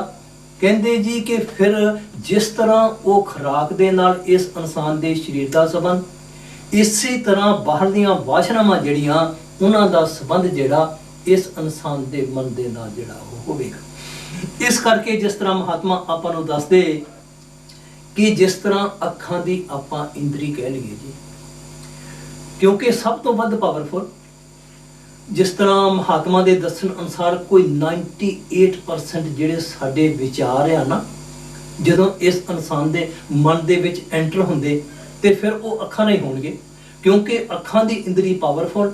ਇਸ ਨੇ ਇਸ ਸੰਸਾਰ ਦੇ ਅੰਦਰ ਜਿਹੜੀ ਚੀਜ਼ ਨੂੰ ਵੀ ਵੇਖਿਆ, ਉਸ ਨੂੰ ਗ੍ਰਹਿਣ ਕੀਤਾ, ਮਨ ਦੇ ਅੰਦਰ ਐਂਟਰ ਹੋ ਗਈ ਤੇ ਉਸ ਚੀਜ਼ ਦਾ ਅਸਰ ਜਿਹੜਾ ਇਸ ਇਨਸਾਨ ਦੇ ਮਨ ਦੇ ਉੱਪਰ ਪਵੇਗਾ।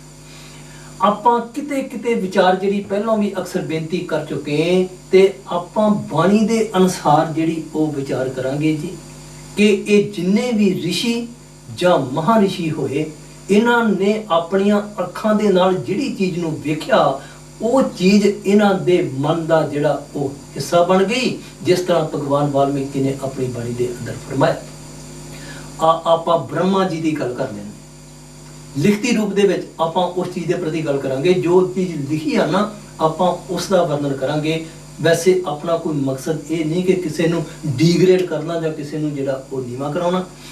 ਮਹਾਭਾਰਤ ਦੇ ਵਿੱਚ ਬ੍ਰਹਮਾ ਜੀ ਦੀ ਇੱਕ ਸਾਖੀ ਆਉਂਦੀ ਜੀ ਕਿ ਬ੍ਰਹਮਾ ਜੀ ਰੁਦਰ ਜਿਹੜੇ ਸਨ ਨਾ, ਉਹਨਾਂ ਦਾ ਜੱਗ ਜਿਹੜਾ ਉਹ ਕਰਵਾ ਰਹੇ ਸਨ। ਭਾਈ ਕਾਨ ਸਿੰਘ ਜੀ ਨਾਭਾ ਜਿਨ੍ਹਾਂ ਨੇ ਮਹਾਨ ਕੋਸ਼ ਲਿਖਿਆ, ਉਸ ਦੇ ਅੰਦਰ ਉਹਨਾਂ ਨੇ ਪੇਜ 929 ਪੇਜ ਦੇ ਉੱਪਰ ਇਸ ਦਾ ਜ਼ਿਕਰ ਕੀਤਾ ਜੀ। ਕਹਿੰਦੇ ਮਹਾਭਾਰਤ ਦੀ ਕਥਾ ਦੇ ਅਨੁਸਾਰ ਬ੍ਰਹਮਾ ਜੀ ਜਿਹੜਾ ਉਹ ਰੁਦਰ ਦਾ ਜੱਗ ਜਿਹੜਾ ਕਰਵਾ ਰਹੇ ਸਨ ਤੇ ਦੇਵਤਿਆਂ ਦੀਆਂ ਇਸਤਰੀਆਂ ਜਿਹੜੀਆਂ ਉਸ ਜੱਗ ਦੇ ਵਿੱਚ ਆਈਆਂ ਤੇ ਬ੍ਰਹਮਾ ਜੀ ਜਿਹੜੇ ਸਨ, ਜਦੋਂ ਉਹਨਾਂ ਨੂੰ ਵੇਖਿਆ ਤੇ ਆਪਣੇ ਆਪ ਨੂੰ ਸੰਭਾਲ ਨਹੀਂ ਸਕੇ। ਇਹ ਗੱਲ ਬ੍ਰਹਮਾ ਜੀ ਦੀ ਜਿਹੜੀ ਮਹਾਭਾਰਤ ਦੇ ਅੰਦਰ ਇਸ ਦਾ ਜ਼ਿਕਰ ਜਿਹੜਾ ਉਹ ਮਿਲੇਗਾ। ਆਪਾਂ ਸ਼ਿਵ ਜੀ ਦੀ ਗੱਲ ਕਰ ਲੈਨੇ। ਸਕੰਦ ਪੁਰਾਣ ਅਤੇ ਸ਼੍ਰੀਮਦ ਭਗਵਤ ਪੁਰਾਣ ਦੇ ਵਿੱਚ ਵਿੱਚ ਸਮੁੰਦਰ ਨੂੰ ਰਿੜਕਣ ਦੀ ਗੱਲ, ਪੂਰਾ ਇੱਕ ਸਰਗ ਜਿਹੜਾ ਉਹ ਸਮੁੰਦਰ ਨੂੰ ਰਿੜਕਣ ਦੇ ਸੰਬੰਧ ਦੇ ਵਿੱਚ ਉਸ ਦਾ ਜ਼ਿਕਰ ਜਿਹੜਾ ਸ਼੍ਰੀਮਦ ਭਗਵਤ ਪੁਰਾਣ ਦੇ ਵਿੱਚ ਮਿਲੇਗਾ ਕਿ ਜਿਸ ਸਮੇਂ ਸਮੁੰਦਰ ਨੂੰ ਰਿੜਕਿਆ ਤੇ ਦੇਵਤੇ ਅਤੇ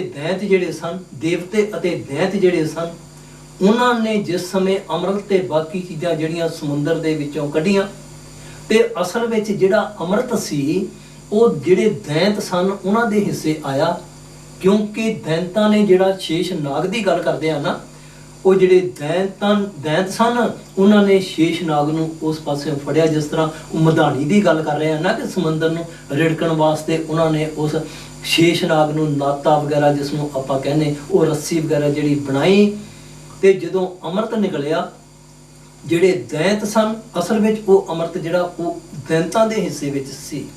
ਲੇਕਿਨ ਹੋਇਆ ਕਿ ਇੱਥੇ ਵਿਸ਼ਨੂੰ ਜੀ ਨੇ ਠੱਗੀ ਕੀਤੀ, ਕਹਿ ਲਓ ਧੋਖਾ ਕੀਤਾ, ਛਲਾਵਾ ਕੀਤਾ ਦੈਂਤਾਂ ਦੇ ਨਾਲ। ਉਹਨਾਂ ਨੇ ਇੱਕ ਮੋਹਣੀ ਦੇਵੀ ਜਿਹੜੀ ਸੀ ਉਸ ਨੂੰ ਪ੍ਰਗਟ ਕੀਤਾ ਤੇ ਉਹ ਜਿਹੜਾ ਅੰਮ੍ਰਿਤ ਸੀ ਉਸ ਨੂੰ ਵਰਤਣ ਵਾਸਤੇ ਉਹ ਮੋਹਣੀ ਦੇਵੀ ਜਿਹੜੀ ਉਸ ਦੀ ਡਿਊਟੀ ਲਾ ਦਿੱਤੀ।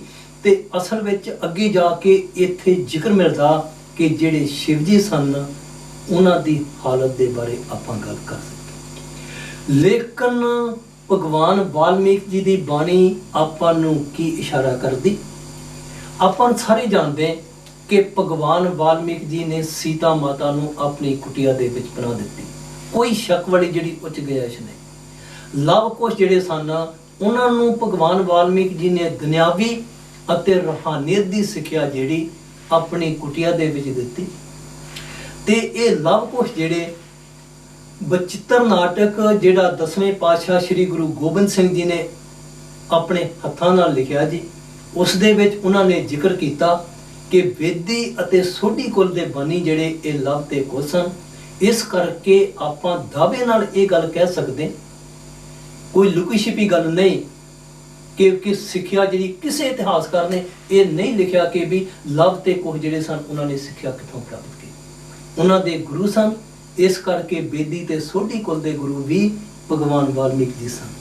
ਬਾਣੀ ਅੰਦਰ ਕੀ ਫਰਮਾਇਆ? ਕਹਿੰਦੇ ਏਕਾ ਨਾਰੀ ਸਦਾ ਜਤੀ। ਗੁਰੂ ਘਰ ਨੇ ਆਪਣੀ ਬਾਣੀ ਦੇ ਅੰਦਰ ਫਰਮਾਇਆ ਪਰ ਨਾਰੀ ਧੀ ਭੈਣ ਵਿਖਾਣੇ। ਭਾਈ ਗੁਰਦਾਸ ਜੀ ਸਿੱਖ ਧਰਮ ਦੇ ਵੇਦ ਵਿਆਸ ਉਹਨਾਂ ਨੇ ਆਪਣੀ ਬਾਣੀ ਦੇ ਅੰਦਰ ਇਸ ਪ੍ਰਤੀ ਜਿਹੜਾ ਉਹ ਜ਼ਿਕਰ ਕੀਤਾ। ਵਾਸਨਾਵਾਂ ਦੀ ਆਪਾਂ ਗੱਲ ਕਰ ਰਹੇ ਭਗਵਾਨ ਵਾਲਮੀਕ ਜੀ ਦੀ ਬਾਣੀ ਦੇ ਅਨੁਸਾਰ ਜਿਹੜੀ ਚੀਜ਼ ਅੱਖਾਂ ਰਾਹੀਂ ਇਸ ਇਨਸਾਨ ਦੇ ਅੰਦਰ ਐਂਟਰ ਹੋਵੇਗੀ, ਇਸ ਇਨਸਾਨ ਦੇ ਮਨ ਦਾ ਜਿਹੜਾ ਉਹ ਹਿੱਸਾ ਬਣ ਜਾਏਗਾ। ਆਪਾਂ ਸਿਰਫ ਦੋ ਦੀ ਗੱਲ ਕਰਾਂਗੇ। ਇੱਕ ਆਪਾਂ ਕੰਨਾਂ ਦੀ ਗੱਲ ਕਰਾਂਗੇ ਕਿਉਂਕਿ ਇਹ ਦੋ ਇੰਦਰੀਆਂ ਇਹੋ ਜਿਹੀਆਂ ਜਿਹੜੀਆਂ ਬਾਹਰਲੀਆਂ ਚੀਜ਼ਾਂ ਜਿਹੜੀਆਂ ਉਹ ਉਹਨਾਂ ਨੂੰ ਆਪਣੇ ਵਿੱਚ ਅਟਰੈਕਸ਼ਨ ਲੈ ਕੇ ਆਉਣਗੀਆਂ। ਕਿਸੇ ਇਨਸਾਨ ਨੇ ਨਿੰਦਿਆ ਕੀਤੀ ਜੀ, ਚੁਗਲੀ ਕੀਤੀ, ਇਹ ਇਨਸਾਨ ਚਾਹੇ ਧਾਰਮਿਕ ਸਥਾਨ ਦੇ ਉੱਪਰ ਆਪਣੇ ਧਾਰਮਿਕ ਸਥਾਨ ਦੇ ਉੱਪਰ ਜਾਂਦਾ, ਲੇਕਿਨ ਆਪਾਂ ਆਪਣੀ ਗੱਲ ਕਰ ਰਹੇ, ਆਪਾਂ ਆਪਣੀਆਂ ਅੱਖਾਂ ਨਾਲ ਉਸ ਚੀਜ਼ ਨੂੰ ਵੇਖ ਰਹੇ ਹਾਂ ਕਿ ਜਿਹੜੀ ਚੀਜ਼ ਆਪਾਂ ਨਹੀਂ ਗ੍ਰਹਿਣ ਕਰਨੀ ਨਾ, ਕਿਸੇ ਦੀ ਨਿੰਦਿਆ ਔਰ ਚੁਗਲੀ ਹੋ ਰਹੀ ਤੇ ਇਹ ਇਨਸਾਨ ਉਸ ਪਾਸੇ ਤਵੱਜੋ ਦੇਵੇਗਾ। ਲੇਕਿਨ ਕਦੇ ਉਸ ਨੂੰ ਪੁੱਛ ਕੇ ਵੇਖਿਓ ਕਿ ਵੀ ਉਸ ਧਾਰਮਿਕ ਸਥਾਨ ਤੋਂ ਇਸ ਨੇ ਸਿੱਖਿਆ ਕੀ, ਬਾਣੀ ਦੇ ਵਿੱਚੋਂ ਇਸ ਨੂੰ ਲੱਭਾ ਕੀ? ਨਹੀਂ ਮਿਲੇਗਾ। ਕਿਉਂ? ਇਸ ਕਰਕੇ ਕਿ ਇਸ ਇਨਸਾਨ ਨੇ ਆਪਣੀ ਤਵੱਜੋ ਕਹਿ ਲਓ, ਇਸ ਇਨਸਾਨ ਨੇ ਆਪਣੇ ਕੰਨਾਂ ਦੀ ਇੰਦਰੀ ਕਹਿ ਲਓ, ਉਸ ਨਿੰਦਿਆ ਔਰ ਚੁਗਲੀ ਦੇ ਪ੍ਰਤੀ ਜਿਹੜੀ ਉਸ ਦੇ ਪ੍ਰਤੀ ਲੈ ਕੇ ਆਂਦਾ। मैं थोड़ी जी होर बेनती करा कि जिस तरह आपां गल कर लईए ना जी, कई बारी ਇਹੋ ਜਿਹੇ ਇਨਸਾਨ ਆਪਾਂ ਨੂੰ ਮਿਲ ਜਾਂਦੇ, ਕਹਿੰਦੇ ਜੀ ਸਾਨੂੰ ਕੋਈ ਫਰਕ ਨਹੀਂ, ਲੇਕਿਨ ਇਸ ਵਿੱਚ ਅਸਲੀਅਤ ਤੋਂ ਆਪਾਂ ਅੱਖਾਂ ਬੰਦ ਨਹੀਂ ਕਰ ਸਕਦੇ। ਮਹਾਤਮਾ ਨੇ ਕਿਉਂ ਆਪਾਂ ਨੂੰ ਇਸ ਤਰੀਕੇ ਦੇ ਨਾਲ ਰਹਿਣ ਵਾਸਤੇ, ਜ਼ਿੰਦਗੀ ਬਤੀਤ ਕਰਨ ਵਾਸਤੇ ਆਖਿਆ? ਬਾਣੀ ਇੱਥੋਂ ਤੱਕ ਇਸ਼ਾਰਾ ਕਰਦੀ, ਕਹਿੰਦੇ ਸਾਕਤ ਸੰਗ ਨਾ ਕੀਜੀਏ। ਚੌਥੇ ਪਾਤਸ਼ਾਹ ਮਹਾਰਾਜ ਜੀ ਦਾ ਵਾਕਿਆ ਜੀ, ਦੂਰੋਂ ਜਾਈਏ ਭਾਗ, ਕਬੀਰ ਸਾਹਿਬ ਮਹਾਰਾਜ ਜੀ ਦਾ, ਬਾਸਨ ਕਾਰੋ ਪਰਸੀਏ ਤੋ ਕਿਛ ਲਾਗੇੜਾ। ਕਹਿੰਦੇ ਬਾਸਨ ਕਾਰੋ ਪਰਸੀਏ, ਬਾਸਨ ਤੋਂ ਭਾਵ ਬਰਤਨ, ਕਾਰੋ ਤੋਂ ਭਾਵ ਕਾਲਾ। ਕਹਿੰਦੇ ਇੱਕ ਬਰਤਨ ਕਾਲਾ ਹੋਵੇ ਨਾ, ਜਿਸ ਤਰ੍ਹਾਂ ਪੁਰਾਣੇ ਸਮੇਂ 'ਚ ਆਪਾਂ ਵੇਖਦੇ ਸੀ ਕਿ ਉਹ ਦੇਗਾਂ ਵਗੈਰਾ ਜਾਂ ਕੋਈ ਤੌੜੀ ਜਾਂ ਜਿਸ ਦੇ ਵਿੱਚ ਚੀਜ਼ ਬਣਾਈ ਜਾਂਦੀ ਸੀ ਤੇ ਚੁੱਲ੍ਹੇ ਉੱਤੇ ਬਣਾਉਂਦੇ ਸੀ ਤੇ ਉਹਨੂੰ ਕਾਲਖ ਲੱਗ ਜਾਂਦੇ ਸੀ। ਸਤਿਗੁਰੂ ਕਬੀਰ ਸਾਹਿਬ ਮਹਾਰਾਜ ਜੀ ਕਹਿੰਦੇ ਜੇਕਰ ਆਪਾਂ ਉਹ ਕਾਲਾ ਬਰਤਨ ਆਪਣੇ ਸਿਰ ਦੇ ਉੱਤੇ ਚੱਕ ਲਈਏ ਨਾ, ਤੇ ਚਿੱਟੇ ਪਾਏ ਹੁਣ ਕੱਪੜੇ ਤੇ ਹਵਾ ਆਵੇ ਤੇ ਉਹ ਚਿੱਟੇ ਕੱਪੜਿਆਂ ਨੂੰ ਦਾਗ ਲੱਗ ਜਾਣਾ, ਉਹ ਤੋਂ ਆਪਾਂ ਆਪਣੇ ਆਪ ਨੂੰ ਬਚਾ ਨਹੀਂ ਸਕਦੇ। ਆ ਭਗਵਾਨ ਵਾਲਮੀਕ ਜੀ ਨੇ ਗੱਲ ਉੱਥੋਂ ਲੈ ਕੇ ਆਂਦੀ। ਆਪਾਂ ਅੱਜ ਦੀ ਗੱਲ ਕਰ ਲੈਨੇ ਆ COVID-19 ਦੀ। ਦੁਨੀਆ ਦੇ ਅੰਦਰ ਇਸਨੇ ਹਾਹਾਕਾਰ ਮਚਾ ਦਿੱਤੀ ਤੇ ਆਪਾਂ ਆਪਣੇ ਆਪਣੇ ਕੰਮਾਂ ਤੇ ਕੋਈ 12-13 ਘੰਟੇ ਜਿਹੜਾ ਨਾ ਉਹ ਮਾਸਕ ਲਾ ਕੇ ਕੰਮ ਕਰਦੇ। ਤੇ ਜੇਕਰ ਕੋਈ ਇਨਸਾਨ ਕਵੇ ਜੀ ਇਹ ਲੈਣਾ ਹੀ ਨਹੀਂ ਚਾਹੁੰਦਾ, ਉਹ ਭਾਈ ਆਪਣੇ ਆਪ ਮਿਲ ਜਾਣੀ। ਮਹਾਤਮਾ ਆਪਾਂ ਨੂੰ ਉਸ ਗੱਲ ਦੇ ਪ੍ਰਤੀ ਚੇਤਾ ਕਰਾਉਂਦੇ, ਕਹਿੰਦੇ ਗੰਦਗੀ ਦੇ ਢੇਰ ਦੇ ਕੋਲੋਂ ਦੀ ਲੰਘ ਕੇ ਜਾਓਗੇ ਨਾ, ਨਾਮ ਹੀ ਲੈਣਾ ਚਾਹੋ ਤੇ ਉਹ ਗੰਦਗੀ ਆਪਾਂ ਨੂੰ ਮਿਲ ਜਾਣੀ। ਇਸ ਕਰਕੇ ਭਗਵਾਨ ਵਾਲਮੀਕ ਜੀ ਨੇ ਆਪਾਂ ਨੂੰ ਕੀ ਇਸ਼ਾਰਾ ਕੀਤਾ? ਕਹਿੰਦੇ ਇਸ ਇਨਸਾਨ ਦੀ ਜਿਹੜੀ ਸਰੀਰ ਰੂਪੀ ਬੇੜੀ ਆ ਨਾ, ਜੇਕਰ ਉਹ ਵਾਸਨਾਵਾਂ ਦੇ ਅਧੀਨ ਆ ਤੇ ਫਿਰ ਆਪਾਂ ਕਹਿੰਦੇ ਉਹ ਜਿਹੜਾ ਆਪਾਂ ਕਹਿ ਲਈਏ ਕਿ ਜਿਸ ਤਰ੍ਹਾਂ ਦਰਿਆ ਵਾ ਨਾ, ਆਪਾਂ ਉਹਨੂੰ ਪਾਰ ਨਹੀਂ ਕਰ ਸਕਦੇ। ਇਸ ਕਰਕੇ ਭਗਵਾਨ ਵਾਲਮੀਕ ਜੀ ਨੇ ਅੱਗੇ ਕੀ ਫਰਮਾਇਆ? ਕਹਿੰਦੇ ਮਨ ਦੇ ਅਧੀਨ ਜੋ ਗਲਤ ਫੁਰਨੇ ਉੱਠਦੇ ਹਨ, ਜੇਕਰ ਆਪਾਂ ਜੀਵਨ ਰੂਪੀ ਕਿਸ਼ਤੀ ਨੂੰ ਇਹਨਾਂ ਫੁਰਨਿਆਂ ਦੀਆਂ ਲਹਿਰਾਂ ਦੇ ਅਧੀਨ ਕਰ ਦਈਏ ਤਾਂ ਕਿਸ਼ਤੀ ਦਾ ਡੁੱਬਣਾ ਜਿਹੜਾ ਉਹ ਲਾਜ਼ਮੀ। ਦੂਸਰੀ ਕੜੀ ਵਿੱਚ ਭਗਵਾਨ ਵਾਲਮੀਕ ਜੀ ਨੇ ਕੀ ਫਰਮਾਇਆ? ਕਹਿੰਦੇ ਸੰਸਾਰ ਰੂਪੀ ਅਪਾਰ ਸਮੁੰਦਰ ਤੋਂ ਜੁਗਤੀ ਅਤੇ ਆਤਮ ਅਭਿਆਸ ਬਿਨਾਂ ਤਰਨਾ ਔਖਾ। ਦੋ ਲਫ਼ਜ਼ ਵਰਤੇ, ਜਿਸ ਤਰ੍ਹਾਂ ਮੈਂ ਪਹਿਲਾਂ ਵੀ ਬੇਨਤੀ ਕੀਤੀ, ਜੁਗਤੀਵਾਨ ਲੈਣਾ ਪਵੇਗਾ, ਜੁਗਤੀ ਸਿੱਖਣੀ ਪਵੇਗੀ। ਜੁਗਤੀ ਕੀ? ਜਿਸ ਤਰ੍ਹਾਂ ਆਪਾਂ ਪਹਿਲਾਂ ਵੀ ਕਈ ਵਾਰ ਬੇਨਤੀ ਕਰ ਚੁੱਕੇ ਹਾਂ ਕਿ ਇੱਕ ਪੱਥਰ ਦੇ ਵਿੱਚੋਂ ਆਪਾਂ ਮੂਰਤੀ ਨੂੰ ਤਿਆਰ ਕਰਨਾ ਤੇ ਚੀਜ਼ਲ ਤੇ ਹੈਮਰ ਲੈ ਲਈਏ, ਜੇਕਰ ਜੁਗਤੀ ਨਹੀਂ ਉਸ ਪੱਥਰ ਦੇ ਵਿੱਚੋਂ ਆਪਾਂ ਮੂਰਤੀ ਤਿਆਰ ਨਹੀਂ ਕਰ ਸਕਦੇ। ਭਾਵ ਉਸ ਪੱਥਰ ਦੇ ਵਿੱਚੋਂ ਮੂਰਤੀ ਬਣਾਉਣ ਦੇ ਲਈ ਕਲਾ ਜਿਹੜੀ ਉਹ ਸਿੱਖਣੀ ਪਵੇ। ਇਸ ਨੂੰ ਕਹਿੰਦੇ ਜੁਗਤੀ। ਭਗਵਾਨ ਵਾਲਮੀਕ ਜੀ ਨੇ ਆਤਮ ਅਭਿਆਸ ਦੀ ਗੱਲ ਕੀਤੀ। ਇੱਕ ਆ ਆਤਮ ਤੋਂ ਭਾਵ ਆਤਮਾ ਦਾ ਅਭਿਆਸ।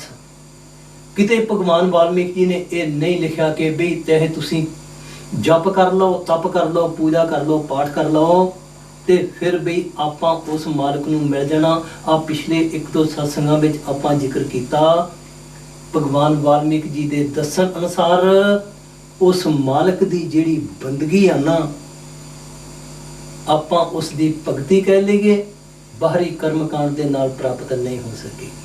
ਇਸ ਕਰਕੇ ਆਤਮ ਅਭਿਆਸ ਕੀ? ਕਹਿੰਦੇ ਉਸ ਆਤਮਾ ਦਾ ਅਭਿਆਸ ਕਰਨਾ, ਉਸ ਮਾਲਕ ਦਾ ਅਭਿਆਸ ਕਰਨਾ, ਉਸ ਮਾਲਕ ਨੂੰ ਆਪਣੇ ਅੰਦਰ ਪ੍ਰਗਟ ਕਰਨਾ। ਇਸ ਨੂੰ ਭਗਵਾਨ ਵਾਲਮੀਕ ਜੀ ਨੇ ਆਤਮ ਅਭਿਆਸ ਕਰਕੇ ਵਰਣਨ ਕੀਤਾ। ਮੈਂ ਥੋੜੀ ਜਿਹੀ ਹੋਰ ਬੇਨਤੀ ਕਰਾਂ, ਜਿਸ ਤਰ੍ਹਾਂ ਦਰੋਣਾਚਾਰੀਆ ਸਨ, ਆਪਾਂ ਨੂੰ ਪਤਾ ਆਤਮ ਅਭਿਆਸ ਦੇ ਸੰਬੰਧ ਦੇ ਵਿੱਚ ਆਪਾਂ ਗੱਲ ਕਰ ਰਹੇ ਹਾਂ ਕਿ ਜਿਹੜਾ ਭੀਲ ਸੀ, ਜਦੋਂ ਉਸ ਦਰੋਣਾਚਾਰੀਆ ਨੂੰ, ਕਿਉਂਕਿ ਇਹ ਜਿਹੜੇ ਅਰਜਨ ਹੁਣੀ ਸਨ ਜਾਂ ਪਾਂਡਵ ਇਹ ਭਰਾ ਸਨ, ਇਹਨਾਂ ਨੂੰ ਤੀਰ ਅੰਦਾਜ਼ੀ ਸਿਖਾਇਆ ਕਰਦਾ ਸੀ ਦਰੋਣਾਚਾਰੀਆ। ਤੇ ਇੱਕ ਭੀਲ ਜਿਹੜਾ ਉਹ ਉਹਨਾਂ ਦੇ ਵਿੱਚ ਸ਼ਾਮਲ ਹੋ ਗਿਆ। ਜਦੋਂ ਦਰੋਣਾਚਾਰੀਆ ਨੂੰ ਇਸ ਚੀਜ਼ ਦਾ ਪਤਾ ਲੱਗਾ ਨਾ ਕਿ ਬਈ ਇਹ ਭੀਲ ਆ ਜਾਂ ਨੀਚ ਜਾਤੀ ਦਾ, ਤੇ ਲਿਖਤ ਵਿੱਚ ਇਸ ਤਰ੍ਹਾਂ ਮਿਲਦਾ ਕਿ ਦਰੋਣਾਚਾਰੀਆ ਨੇ ਉਸ ਨੂੰ ਤੀਰ ਅੰਦਾਜ਼ੀ ਸਿਖਾਉਣੀ ਜਿਹੜੀ ਉਹ ਬੰਦ ਕਰ ਦਿੱਤੀ। ਹੋਇਆ ਕਿ ਉਸ ਭੀਲ ਨੇ ਦਰੋਣਾਚਾਰੀਆ ਦਾ, ਜਿਸ ਤਰ੍ਹਾਂ ਆਪਾਂ ਆਤਮ ਅਭਿਆਸ ਦੀ ਗੱਲ ਕਰਦੇ, ਉਸ ਦੇ ਸਰੂਪ ਨੂੰ ਆਪਣੇ ਅੰਦਰ ਪ੍ਰਗਟ ਕੀਤਾ ਤੇ ਉਸ ਪ੍ਰਗਟ ਹੋਏ ਸਰੂਪ ਦੇ ਵਿੱਚੋਂ ਉਸਨੇ ਤੀਰ ਅੰਦਾਜ਼ੀ ਸਿੱਖੀ। ਲਿਖਤ ਵਿੱਚ ਇਸ ਤਰ੍ਹਾਂ ਮਿਲਦਾ ਕਿ ਇੱਕ ਕੁੱਤੇ ਦੇ ਭੌਂਕਣ ਦੀ ਆਵਾਜ਼ ਆਈ ਤੇ ਦਰੋਣਾਚਾਰੀਆ ਨੇ ਕਿਹਾ ਜੀ ਇਹਨਾਂ ਪਾਂਡਵਾਂ ਨੂੰ ਕਿ ਵੀ ਇਸ ਆਪਾਂ ਕੁੱਤੇ ਦਾ ਮੂੰਹ ਜਿਹੜਾ ਨਾ ਇਹ ਬੰਦ ਕਰਨਾ। ਕਹਿੰਦੇ ਜੀ ਵੱਖਰੇ ਵੱਖਰੇ ਸਾਰਿਆਂ ਨੇ ਆਪਣੀ ਆਪਣੀ ਵਾਰੀ ਨਾਲ ਤੀਰ ਚਲਾਏ, ਲੇਕਿਨ ਉਹ ਕੁੱਤੇ ਦਾ ਮੂੰਹ ਜਿਹੜਾ ਉਹ ਬੰਦ ਨਹੀਂ ਕਰ ਸਕੇ। ਇਸ ਭੀਲ ਨੇ ਵੀ ਤੀਰ ਚਲਾਇਆ ਤੇ ਫਿਰ ਉਸਨੇ ਉਸ ਕੁੱਤੇ ਦਾ ਕਹਿੰਦੇ ਜੀ ਮੂੰਹ ਜਿਹੜਾ ਉਹ ਬੰਦ ਕਰ ਦਿੱਤਾ।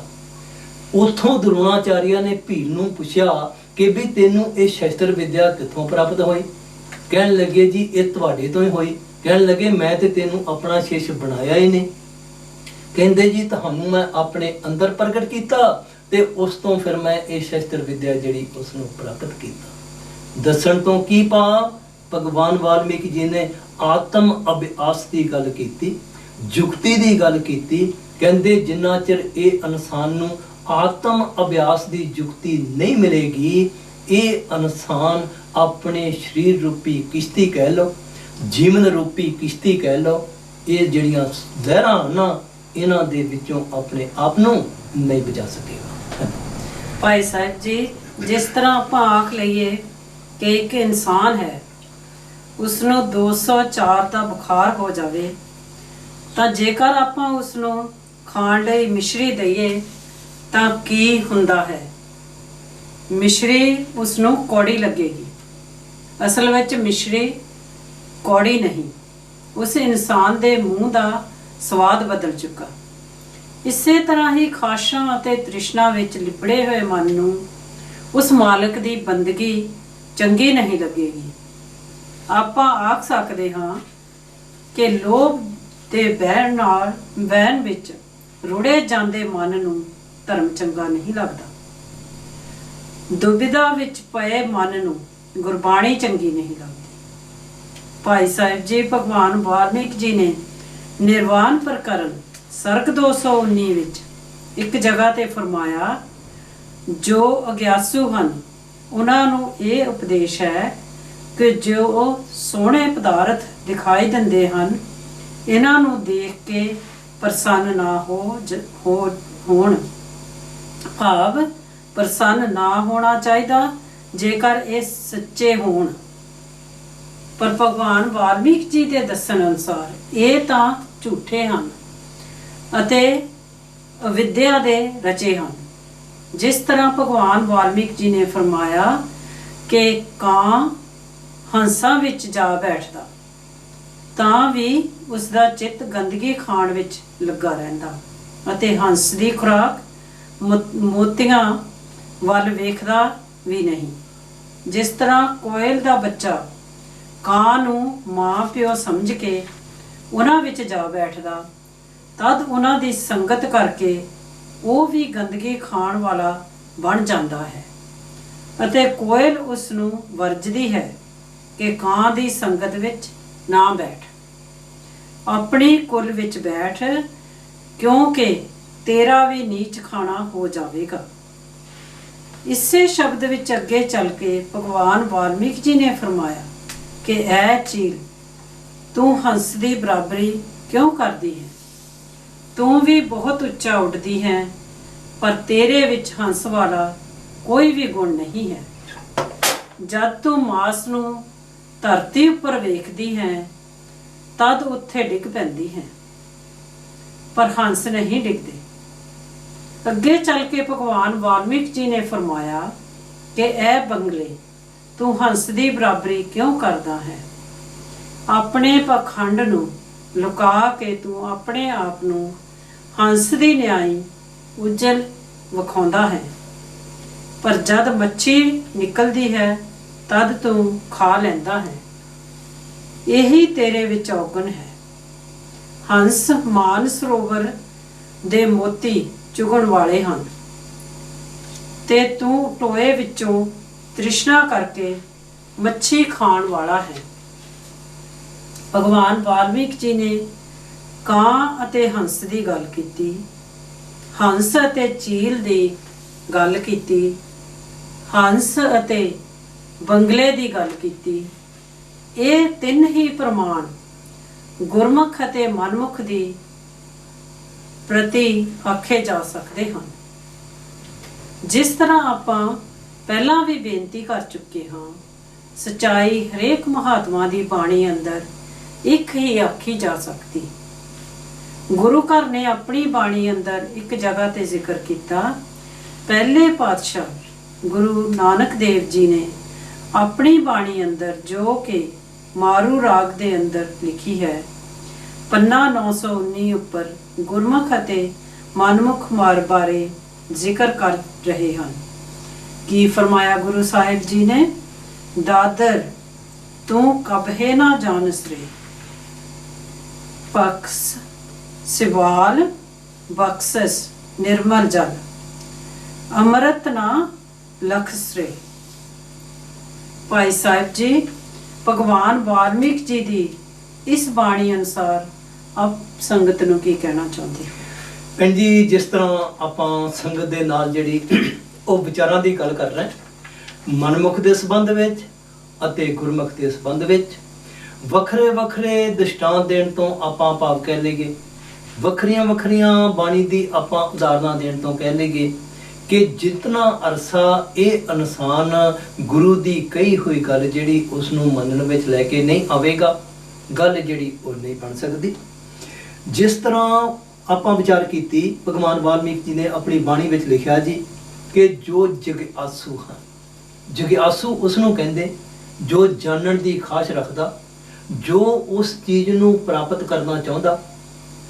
ਜਿਸ ਤਰ੍ਹਾਂ ਆਪਾਂ ਕਹਿ ਲਈਏ ਕਿ ਕੋਈ ਚੀਜ਼ ਇਸ ਇਨਸਾਨ ਦੇ ਜਿੰਨਾ ਚਿਰ ਮਨ ਦਾ ਹਿੱਸਾ ਨਹੀਂ ਬਣੇਗੀ, ਉਸ ਚੀਜ਼ ਨੂੰ ਇਹ ਇਨਸਾਨ ਮਨ ਵਿੱਚ ਨਹੀਂ ਵਸਾਵੇਗਾ, ਤੇ ਫਿਰ ਆਪਾਂ ਇਸ ਗੱਲ ਬਾਰੇ ਕਹਿ ਸਕਦੇ ਹਾਂ ਕਿ ਵੀ ਆਪਾਂ ਇਸ ਬਾਣੀ ਤੋਂ ਫਾਇਦਾ ਨਹੀਂ ਉਠਾ ਸਕਦੇ। ਇਸ ਕਰਕੇ ਸਭ ਤੋਂ ਪਹਿਲੀ ਚੀਜ਼ ਇਹ ਭਗਵਾਨ ਵਾਲਮੀਕ ਜੀ ਨੇ ਲਫ਼ਜ਼ ਵਰਤਿਆ ਜਗਿਆਸੂ, ਕਿ ਜੋ ਜਗਿਆਸੂ ਹਨ ਉਹਨਾਂ ਨੂੰ ਇਹ ਉਪਦੇਸ਼ ਹੈ। ਭਾਵ ਕਹਿੰਦੇ ਭਗਵਾਨ ਵਾਲਮੀਕ ਜੀ ਦੱਸਦੇ ਕਿ ਮੈਂ ਉਹਨਾਂ ਨੂੰ ਇਹ ਗੱਲ ਕਹਿ ਰਿਹਾ। ਸਵਾਲ ਪੈਦਾ ਹੁੰਦਾ ਜਗਿਆਸੂਆਂ ਨੂੰ, ਕਿਹੜੀ ਗੱਲ ਭਗਵਾਨ ਵਾਲਮੀਕ ਜੀ ਨੇ ਕਹੀ? ਕਹਿੰਦੇ ਕਿ ਜੋ ਸੋਹਣੇ ਸੋਹਣੇ ਪਦਾਰਥ ਦਿਖਾਈ ਦਿੰਦੇ ਹਨ ਉਹਨਾਂ ਨੂੰ ਵੇਖ ਕੇ ਪ੍ਰਸੰਨ ਨਾ ਹੋ। ਹੁਣ ਕਈ ਵਾਰੀ ਇੱਥੇ ਆਪਾਂ ਥੋੜੀ ਜਿਹੀ ਵਿਚਾਰ ਕਰਾਂਗੇ, ਲੇਕਿਨ ਅਸੀਂ ਤੇ ਅੱਜ ਤੱਕ ਇਸੇ ਚੀਜ਼ ਦੇ ਮਗਰਿਆਂ ਕਿ ਵੀ ਜਿਹੜੀ ਚੀਜ਼ ਆਪਣੇ ਮਨ ਨੂੰ ਚਾਹੀ ਆਪਾਂ ਉਸ ਨੂੰ ਪ੍ਰਾਪਤ ਕਰਨ ਦੀ ਕੋਸ਼ਿਸ਼ ਕੀਤੀ। ਲੇਕਿਨ ਭਗਵਾਨ ਵਾਲਮੀਕ ਜੀ ਕਹਿੰਦੇ ਕਿ ਜੀ ਜਿਹੜੇ ਸੋਹਣੇ ਸੋਹਣੇ ਪਦਾਰਥ ਆ, ਕਹਿੰਦੇ ਉਹਨਾਂ ਨੂੰ ਵੇਖ ਕੇ ਪ੍ਰਸੰਨ ਨਾ ਹੋ। ਸਵਾਲ ਪੈਦਾ ਹੁੰਦਾ ਕਿਉਂ ਪ੍ਰਸੰਨ ਨਾ ਹੋ? ਭਗਵਾਨ ਵਾਲਮੀਕ ਜੀ ਨੇ ਕੀ ਫਰਮਾਇਆ? ਕਹਿੰਦੇ ਪ੍ਰਸੰਨ ਤਾਂ ਹੋਣਾ ਚਾਹੀਦਾ ਜੇਕਰ ਇਹ ਸੱਚ ਹੋਣ ਅਤੇ ਇਹ ਤਾਂ ਝੂਠੇ। ਮੰਨਣ 'ਚ ਨਹੀਂ ਆਉਂਦਾ, ਲੇਕਿਨ ਮਹਾਤਮਾ ਆਪਣਾ ਜਾਤੀ ਤਜਰਬਾ ਦੱਸ ਰਿਹਾ, ਕਹਿੰਦੇ ਇਹ ਤਾਂ ਝੂਠੇ ਹਨ ਅਤੇ ਅਵਿਦਿਆ ਨੇ ਰਚੇ ਹਨ। ਭਗਵਾਨ ਵਾਲਮੀਕ ਜੀ ਨੇ ਲਫ਼ਜ਼ ਵਰਤਿਆ ਅਵਿਦਿਆ। ਇੱਕ ਅਵਿਦਿਆ ਭਾਵ ਗਿਆਨ, ਨੌਲੇਜ, ਜਿਸ ਚੀਜ਼ ਨੂੰ ਆਪਾਂ ਪ੍ਰਾਪਤ ਕਰ ਸਕਦੇ। ਦੂਸਰੀ ਚੀਜ਼ ਭਗਵਾਨ ਵਾਲਮੀਕ ਜੀ ਨੇ ਅਵਿਦਿਆ ਇਸੇ ਕਰਕੇ ਲਫ਼ਜ਼ ਵਰਤਿਆ ਕਿ ਇਹ ਅਵਿਦਿਆ ਨੇ ਰਚੇ, ਅਵਿਦਿਆ ਨੇ ਪੈਦਾ ਕੀਤੇ। ਸੋਹਣੀ ਚੀਜ਼ ਨੂੰ ਇਸ ਇਨਸਾਨ ਨੇ ਵੇਖਿਆ, ਮਨ ਦੇ ਨਾਲ ਆਪਾਂ ਕਹਿ ਲਈਏ ਕਿ ਉਸ ਨੂੰ ਇਸ ਨੇ ਇਕੱਠਾ ਕਰਨ ਦੀ ਕੋਸ਼ਿਸ਼ ਕੀਤੀ, ਚਾਹੇ ਉਹ ਕਿਸੇ ਰੂਪ ਵਿੱਚ ਵੀ ਆਪਾਂ ਕਹਿ ਲਈਏ, ਧਨ ਦੌਲਤ ਦੇ ਰੂਪ ਵਿੱਚ ਕਹਿ ਲਈਏ।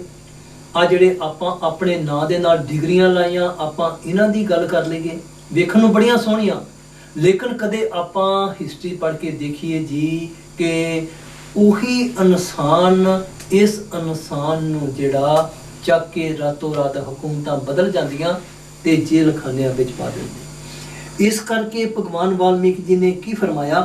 ਕਹਿੰਦੇ ਇਹ ਤਾਂ ਝੂਠੇ ਹਨ ਅਤੇ ਅਵਿਦਿਆ ਨੇ ਰਚੇ ਹਨ। ਜਿਸ ਤਰ੍ਹਾਂ ਆਪਾਂ ਪਹਿਲਾਂ ਵੀ ਗੱਲ ਕਰ ਚੁੱਕੇ ਹਾਂ ਕਿ ਅਵਿਦਿਆ ਨੇ ਰਚੇ, ਭਾਵ ਇਸ ਇਨਸਾਨ ਦੀ ਅਗਿਆਨਤਾ ਨੇ ਰਚੇ। ਆਪਾਂ ਪਿਛਲੇ ਸਤਸੰਗ ਵਿੱਚ ਵੀ ਜ਼ਿਕਰ ਕਰ ਚੁੱਕੇ ਹਾਂ ਕਿ ਅਸਲ ਵਿੱਚ ਜਿਹੜਾ ਸੁਨਹਿਰੀ ਹਿਰਨ ਸੀਤਾ ਦੀ ਮਾਤਾ ਦੀ ਕੁਟੀਆ ਦੇ ਸਾਹਮਣੇ ਦੀ ਲੰਘਿਆ, ਅਸਲ ਵਿੱਚ ਉਹ ਇੱਕ ਅਵਿਦਿਆ ਸੀ, ਠੱਗੀ ਸੀ, ਧੋਖਾ ਸੀ, ਛਲਾਵਾ ਸੀ। ਇਸੇ ਤਰ੍ਹਾਂ ਜਿਹੜਾ ਵਿਸ਼ਨੂੰ ਭਗਵਾਨ ਨੇ ਮੋਹਣੀ ਦੇਵੀ ਨੂੰ ਪੈਦਾ ਕੀਤਾ, ਅਸਲ ਵਿੱਚ ਉਹ ਅਵਿਦਿਆ ਸੀ, ਲੇਕਿਨ ਸ਼ਿਵ ਜੀ ਜਿਹੜੇ ਸਨ ਉਹ ਉਸ ਚੀਜ਼ ਨੂੰ ਸਮਝ ਹੀ ਨਹੀਂ ਸਕੇ। ਦੱਸਣ ਤੋਂ ਕੀ ਭਾਵ, ਮਹਾਤਮਾ ਆਪਾਂ ਨੂੰ ਉਸ ਚੀਜ਼ ਬਾਰੇ ਦੱਸ ਰਿਹਾ। ਭਗਵਾਨ ਵਾਲਮੀਕ ਜੀ ਨੇ ਆਪਾਂ ਨੂੰ ਉਸ ਚੀਜ਼ ਬਾਰੇ ਦੱਸਿਆ ਕਿ ਬਈ ਇਹ ਜਿਹੜੀਆਂ ਵਿਦਿਆ ਨੇ ਰਚੀਆਂ ਹੋਈਆਂ ਚੀਜ਼ਾਂ ਜਿਹੜੀਆਂ, ਕਹਿੰਦੇ ਇਹਨਾਂ ਨੂੰ ਬਈ ਸੱਚੀਆਂ ਨਾ ਮੰਨ। ਭਗਵਾਨ ਵਾਲਮੀਕ ਜੀ ਨੇ ਗੁਰਮੁਖ ਅਤੇ ਮਨਮੁਖ ਦੀ ਗੱਲ ਕਰਦੇ ਹੋਏ ਕੀ ਫਰਮਾਇਆ ਸ਼ਬਦ ਦੇ ਅੰਦਰ, ਕਹਿੰਦੇ ਜਿਸ ਤਰ੍ਹਾਂ ਕੋਇਲ ਅਤੇ ਕਾਂ ਦੀ ਗੱਲ। ਆਪਾਂ ਨੂੰ ਪਤਾ ਕਿ ਜਿਹੜਾ ਕਾਂ ਆ ਨਾ, ਉਹ ਜਿਸ ਤਰ੍ਹਾਂ ਕੌਣੀ ਵਗੈਰਾ ਜਾਂ ਫੀਮੇਲ ਹੈਗੀ, ਉਹ ਕਦੇ ਅੰਡੇ ਜਿਹੜੇ ਆ ਉਹਨਾਂ ਵਿੱਚੋਂ ਬੱਚੇ ਆਪਣੇ ਆਪ ਨਹੀਂ ਕੱਢਦੇ। ਦੱਸਦੇ ਕਿ ਉਹ ਕਾਂ ਦੇ ਆਲਣੇ ਦੇ ਵਿੱਚ ਅੰਡੇ ਦਿੰਦੀ ਤੇ ਫਿਰ ਜਿਹੜਾ ਉਹ ਕਾਂ ਉਸ ਦੇ ਵਿੱਚੋਂ ਬੱਚੇ ਕੱਢਦਾ। ਲੇਕਿਨ ਹੁੰਦਾ ਕਿ ਜਿਸ ਸਮੇਂ ਬੱਚੇ ਉੱਡਣ ਵਾਲੇ ਹੋ ਜਾਂਦੇ ਤੇ ਫਿਰ ਉਹ ਆਪਣੀ ਬੋਲੀ ਦੇ ਵਿੱਚ ਬੋਲਦੀ। ਇਸੇ ਕਰਕੇ ਭਗਵਾਨ ਵਾਲਮੀਕ ਜੀ ਨੇ ਕੋਇਲ ਅਤੇ ਕਾਂ ਦੀ ਗੱਲ ਕਰਦੇ ਹੋਏ ਗੁਰਮੁਖ ਅਤੇ ਮਨਮੁਖ ਦੀ ਗੱਲ ਕੀਤੀ, ਚੀਲ ਅਤੇ ਹੰਸ ਦੀ ਗੱਲ ਕੀਤੀ ਕਿ ਜਿਸ ਤਰ੍ਹਾਂ ਇੱਕ ਚੀਲ ਆ ਨਾ, ਭਗਵਾਨ ਵਾਲਮੀਕ ਜੀ ਦਰਸ਼ਨ ਅਨੁਸਾਰ ਅਸਲ ਵਿੱਚ ਇਹ ਪੰਛੀਆਂ ਦੀ ਉਦਾਹਰਣ ਦੇਣ ਤੋਂ ਭਾਵ ਕੋਈ ਬਾਹਰੀ ਗੱਲ ਨਹੀਂ। ਭਗਵਾਨ ਵਾਲਮੀਕ ਜੀ ਨੇ ਮਨਮੁਖ ਅਤੇ ਗੁਰਮੁਖ ਦੀ ਗੱਲ ਕਰਦੇ ਹੋਏ ਆਪਣੀ ਬਾਣੀ ਦੇ ਅੰਦਰ ਆਪਾਂ ਨੂੰ ਉਸ ਚੀਜ਼ ਦੇ ਪ੍ਰਤੀ ਜ਼ਿਕਰ ਕੀਤਾ ਕਿ ਜਿਸ ਤਰ੍ਹਾਂ ਹੰਸ ਆ, ਗੁਰਮੁਖ ਆ, ਉਹਨਾਂ ਦੀ ਸੋਚ ਕਹਿ ਲਈਏ, ਮਨ ਦੀ ਅਡਾਰੀ ਕਹਿ ਲਈਏ, ਕਹਿੰਦੇ ਜੀ ਉਹ ਬੜੀ ਉੱਚੀ। ਲੇਕਿਨ ਚੀਲ ਜਿਹੜੀ, ਕਹਿੰਦੇ ਇਸ ਵਿੱਚ ਕੋਈ ਸ਼ੱਕ ਨਹੀਂ, ਕਹਿੰਦੇ ਅਡਾਰੀ ਉਸ ਦੀ ਵੀ ਉੱਚੀ। ਲੇਕਿਨ ਜਿਸ ਸਮੇਂ ਉਹ ਆਕਾਸ਼ ਦੇ ਵਿੱਚੋਂ ਮੁਰਦਾਰ ਦੀ ਗੱਲ ਕਰਦੇ, ਮੁਰਦੇ ਦੀ ਗੱਲ ਕਰਦੇ, ਕੋਈ ਚੀਜ਼ ਪਈ ਆ ਨਾ, ਤੇ ਫਿਰ ਉਹ ਜ਼ਮੀਨ ਤੇ ਦੇਖੇਗੀ ਤੇ ਉਹਨਾਂ ਵਾਸਨਾਵਾਂ ਦੇ ਅਧੀਨ ਆ ਕੇ ਕਹਿ ਲਈਏ, ਮਨ ਦੀ ਸਥਿਤੀ ਦੇ ਅਧੀਨ ਆ ਕੇ ਆਪਾਂ ਗੱਲ ਕਰ ਲਈਏ ਤੇ ਫਿਰ ਉਹ ਥੱਲੇ ਜਿਹੜੀ ਜ਼ਮੀਨ ਦੇ ਉੱਪਰ ਆ ਜਾਏਗੀ। ਮਨਮੁਖ ਦੀ ਅਵਸਥਾ ਉਸ ਚੀਲ ਪੰਛੀ ਦੀ ਨਿਆਈ ਜਿਹੜੀ ਭਗਵਾਨ ਵਾਲਮੀਕ ਜੀ ਨੇ ਵਰਣਨ ਕੀਤੀ। ਬਹੁਤ ਸਮਾਂ ਬਾਅਦ ਵਿੱਚ ਆ ਕੇ ਜੋ ਭਗਵਾਨ ਵਾਲਮੀਕ ਜੀ ਨੇ ਤ੍ਰੇਤਾ ਯੁੱਗ ਦੇ ਅੰਦਰ ਵਰਣਨ ਕੀਤਾ, ਪੰਜਵੇਂ ਪਾਤਸ਼ਾਹ ਸ੍ਰੀ ਗੁਰੂ ਅਰਜਨ ਦੇਵ ਜੀ ਨੇ ਵੀ ਆਪਣੀ ਬਾਣੀ ਦੇ ਅੰਦਰ ਇੱਕ ਜਗ੍ਹਾ ਤੇ ਜ਼ਿਕਰ ਕੀਤਾ ਜੀ।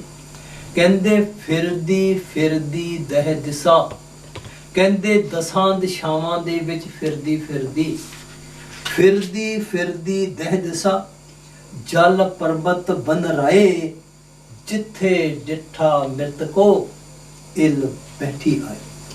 ਕਹਿੰਦੇ ਦਸਾਂ ਦਿਸ਼ਾਵਾਂ ਦੇ ਵਿੱਚ ਉਹ ਇਲ ਫਿਰਦੀ, ਕਹਿੰਦੇ ਜਲ ਅਤੇ ਪਰਬਤ ਸਮੁੰਦਰਾਂ ਦੇ ਉੱਪਰ ਦੀ ਹੁੰਦੀ ਹੋਈ, ਪਰਬਤ ਤੋਂ ਭਾਵ ਪਹਾੜਾਂ ਦੇ ਉੱਪਰ ਉਹ ਹੁੰਦੀ ਹੋਈ, ਕਹਿੰਦੇ ਬਨ ਰਾਏ ਜੰਗਲ ਜਿਹੜੇ ਬਨਸਪਤੀ ਕਹਿੰਦੇ ਉਹਨਾਂ ਦੇ ਉੱਪਰ ਦੀ ਹੁੰਦੀ ਹੋਈ, ਜਿੱਥੇ ਡਿੱਠਾ ਮਿਰਤਕੋ, ਕਹਿੰਦੇ ਇੰਨੀ ਉੱਚੀ ਅਡਾਰੀ ਮਾਰਨ ਵਾਲੀ ਇਲ ਜਿਹੜੀ, ਕਹਿੰਦੇ ਮਰਦਾਰ ਨੂੰ ਵੇਖਿਆ, ਮੁਰਦੇ ਜੀਵ ਨੂੰ ਵੇਖਿਆ ਤੇ ਫਿਰ ਕਹਿੰਦੇ ਬਈ ਉਹ ਇਸ ਜ਼ਮੀਨ ਦੇ ਉੱਪਰ ਗਿਰ ਗਈ। ਇਸ ਕਰਕੇ ਭਗਵਾਨ ਵਾਲਮੀਕ ਜੀ ਨੇ ਇਸ ਅਪਾਰ ਸਮੁੰਦਰ ਦੀ ਗੱਲ ਕੀਤੀ ਕਿ ਇਸ ਅਪਾਰ ਸਮੁੰਦਰ ਜਿਹੜਾ ਉਸ ਨੂੰ ਕਿਸ ਤਰੀਕੇ ਨਾਲ ਤਰਿਆ ਜਾ ਸਕਦਾ। ਕਹਿੰਦੇ ਜਿੰਨਾ ਚਿਰ ਇਹ ਇਨਸਾਨ ਮਨਮੁਖ ਤੋਂ ਗੁਰਮੁਖ ਨਹੀਂ ਬਣੇਗਾ, ਗੁਰੂ ਦੀ ਕਹੀ ਹੋਈ ਗੱਲ ਨੂੰ ਨਹੀਂ ਮੰਨੇਗਾ, ਉਸ ਦੇ ਗੁਣਾਂ ਨੂੰ ਆਪਣੇ ਅੰਦਰ ਧਾਰਨ ਨਹੀਂ ਕਰੇਗਾ ਤੇ ਫਿਰ ਇਹ ਉਸ ਮਾਲਕ ਦੇ ਘਰ ਦੇ ਵਿੱਚ ਜਿਹੜਾ ਉਹ ਨਹੀਂ ਪਹੁੰਚ ਸਕਦਾ। ਜਿਸ ਤਰ੍ਹਾਂ ਭੈਣ ਜੀ ਨੇ ਗੁਰਬਾਣੀ ਦੇ ਅੰਦਰੋਂ ਇੱਕ ਕੜੀ ਦਿੱਤੀ ਜੀ, ਜੋ ਭਗਵਾਨ ਵਾਲਮੀਕ ਜੀ ਨੇ ਆਪਣੀ ਬਾਣੀ ਵਿੱਚ ਰਚੀ ਤੇ ਗੁਰੂ ਘਰ ਨੇ ਆਪਣੀ ਬਾਣੀ ਦੇ ਅੰਦਰ ਜ਼ਿਕਰ ਕੀਤਾ। ਕਹਿੰਦੇ ਦਾਦਰ ਤੂੰ ਕਬ ਹੋਣਾ ਜਨ ਸਰੇ। ਦਾਦਰ ਕਹਿੰਦੇ ਜੀ ਇੱਕ ਮੇਂਢਕ ਨੂੰ, ਜਿਸ ਨੂੰ ਆਪਾਂ ਡੱਡੂ ਕਹਿੰਦੇ, ਉਸ ਦੀ ਗੱਲ ਕਰ ਰਿਹਾ। ਪਹਿਲੇ ਪਾਤਸ਼ਾਹ ਸ੍ਰੀ ਗੁਰੂ ਨਾਨਕ ਦੇਵ ਜੀ ਨੇ ਆਪਣੀ ਬਾਣੀ ਅੰਦਰ ਜ਼ਿਕਰ ਕੀਤਾ। ਕਹਿੰਦੇ ਭਖਸ ਸਵਾਲ, ਭਖਸ ਤੋਂ ਭਾਵ ਖਾਣਾ, ਸਿਵਾਲ ਤੋਂ ਭਾਵ ਜਾਲਾ, ਬਸਸ ਨਿਰਮਲ ਜਲ। ਕਹਿੰਦੇ ਐ ਡੱਡੂ, ਕਹਿੰਦੇ ਤੂੰ ਮਨਮੁਖ ਦੀ ਗੱਲ ਕਰਦੇ ਹੋਏ ਪਹਿਲੇ ਪਾਤਸ਼ਾਹ ਮਹਾਰਾਜ ਜੀ ਨੇ ਜ਼ਿਕਰ ਕੀਤਾ। ਕਹਿੰਦੇ ਰਹਿੰਦਾ ਤੂੰ ਉਸ ਸਰੋਵਰ ਦੇ ਵਿੱਚ ਆ, ਕਹਿੰਦੇ ਜਿੱਥੇ ਕਮਲ ਦਾ ਫੁੱਲ ਆ, ਲੇਕਿਨ ਕਹਿੰਦੇ ਉਸ ਕਮਲ ਦੇ ਫੁੱਲ ਦੀ ਤੈਨੂੰ ਸਾਰ ਦਾ ਪਤਾ ਨਹੀਂ। ਭਖਸ ਸਿਵਾਲ ਬਸਸ ਨਿਰਮਲ ਜਲ, ਕਹਿੰਦੇ ਬਸਦਾ ਉਸ ਨਿਰਮਲ ਜਲ ਦੇ ਵਿੱਚ, ਅੰਮ੍ਰਿਤ ਨਾ ਲਖਸਰੇ, ਕਹਿੰਦੇ ਅੰਮ੍ਰਿਤ ਨਹੀਂ ਖਾ ਸਕਦਾ। ਕਿਉਂ ਨਹੀਂ ਖਾ ਸਕਦਾ? ਕਿ ਤੇਰੀ ਮਨ ਦੀ ਜਿਹੜੀ ਅਵਸਥਾ ਉਹ ਇੱਥੋਂ ਵੱਧ ਚੁੱਕੀ। ਇਸ ਕਰਕੇ ਭਗਵਾਨ ਵਾਲਮੀਕ ਜੀ ਨੇ ਬਾਣੀ ਦੇ ਅੰਦਰ ਆਪਾਂ ਨੂੰ ਕੀ ਫਰਮਾਇਆ ਕਿ ਵੀ ਮਨਮੁਖਤਾ ਨੂੰ ਛੱਡਣਾ ਪਵੇਗਾ, ਗੁਰਮੁਖਤਾ ਨੂੰ ਧਾਰਨ ਕਰਨਾ ਪਵੇਗਾ, ਫਿਰ ਆਪਾਂ ਉਸ ਮਾਲਕ ਜਿਹੜਾ ਉਸ ਦੇ ਨਾਲ ਮਿਲਾਪ ਜਿਹੜਾ ਉਹ ਕਰ ਸਕਦੇ। ਗੁਰਮੁਖ ਪਿਆਰਿਓ, ਆਪਾਂ ਆਪਣੀ ਜ਼ਿੰਦਗੀ ਨੂੰ ਸ਼ਬਦ ਦੀ ਟਕਸਾਲ ਵਿੱਚ ਘੜ ਦਈਏ। ਆਪਾਂ ਸਾਰੇ ਹੀ ਜਾਣਦੇ ਹਾਂ ਕਿ ਘੜੀਆਂ ਹੋਈਆਂ ਵਸਤਾਂ ਕਹਿ ਲਓ, ਸਵਾਰੀਆਂ ਹੋਈਆਂ ਵਸਤਾਂ ਕਹਿ ਲਓ, ਸਵਾਰਿਆ ਹੋਇਆ ਜੀਵਨ ਕਹਿ ਲਓ, ਮਨਮੁਖਤਾ ਤੋਂ ਗੁਰਮੁਖਤਾ ਵਿੱਚ ਪਹੁੰਚ ਕੇ ਹੀ ਆਪਾਂ ਉਸ ਮਾਲਕ ਦੇ ਘਰ ਵਿੱਚ ਪਹੁੰਚ ਸਕਦੇ ਹਾਂ। ਸਤਿਗੁਰੂ ਰਵਿਦਾਸ ਜੀ ਨੇ ਆਪਣੀ ਬਾਣੀ ਅੰਦਰ ਫਰਮਾਇਆ, ਜੋ ਹਮ ਸ਼ਹਿਰੀ ਸੋ ਮੀਤ ਹਮਾਰਾ। ਉਸ ਦੇ ਸ਼ਹਿਰ ਵਿੱਚ ਵਸਣ ਲਈ, ਉਸ ਨਾਲ ਮਿੱਤਰਤਾ ਪੈਦਾ ਕਰਨ ਲਈ ਉਸ ਦੇ ਗੁਣਾਂ ਨਾਲ ਸਾਂਝ ਪਾਉਣੀ ਪਵੇਗੀ। ਭਗਵਾਨ ਵਾਲਮੀਕ ਜੀ ਦੇ ਸੇਵਕ ਹੋਣ ਤੋਂ ਪਹਿਲਾਂ ਉਸ ਦੀ ਬਾਣੀ ਉੱਪਰ ਵਿਚਾਰ ਕਰਨੀ ਪਵੇਗੀ। ਅੰਤ ਵਿੱਚ ਧੰਨਵਾਦੀ ਹਾਂ ਕਾਂਸ਼ੀ ਟੈਲੀਵਿਜ਼ਨ ਦੀ ਸਾਰੀ ਟੀਮ ਦੇ, ਜਿਨ੍ਹਾਂ ਦੀ ਅਣਥੱਕ ਕੋਸ਼ਿਸ਼ ਸਦਕਾ ਭਗਵਾਨ ਵਾਲਮੀਕ ਜੀ ਦੀਆਂ ਸਿੱਖਿਆਵਾਂ ਨੂੰ ਦੁਨੀਆ ਦੇ ਕੋਨੇ-ਕੋਨੇ ਤੱਕ ਪਹੁੰਚਾਉਣ ਲਈ ਯਤਨਸ਼ੀਲ ਹਾਂ। ਸਮੂਹ ਸੰਗਤ ਨੂੰ ਨਿਮਰਤਾ ਸਹਿਤ ਬੇਨਤੀ ਹੈ ਕਿ ਕਾਂਸ਼ੀ ਟੈਲੀਵਿਜ਼ਨ ਦਾ ਵੱਧ ਤੋਂ ਵੱਧ ਸਾਥ ਦਈਏ, ਤਾਂ ਜੋ ਇਹ ਚੰਗੇ ਤੋਂ ਚੰਗੇ ਪ੍ਰੋਗਰਾਮ ਸੰਗਤ ਦੀ ਸੇਵਾ ਵਿੱਚ ਲਿਆ ਸਕਣ। ਗੁਰੂ ਪਿਆਰੀ ਸਾਧ ਸੰਗਤ ਜੀ, ਭਗਵਾਨ ਵਾਲਮੀਕ ਜੀ ਕੀ ਜੈ।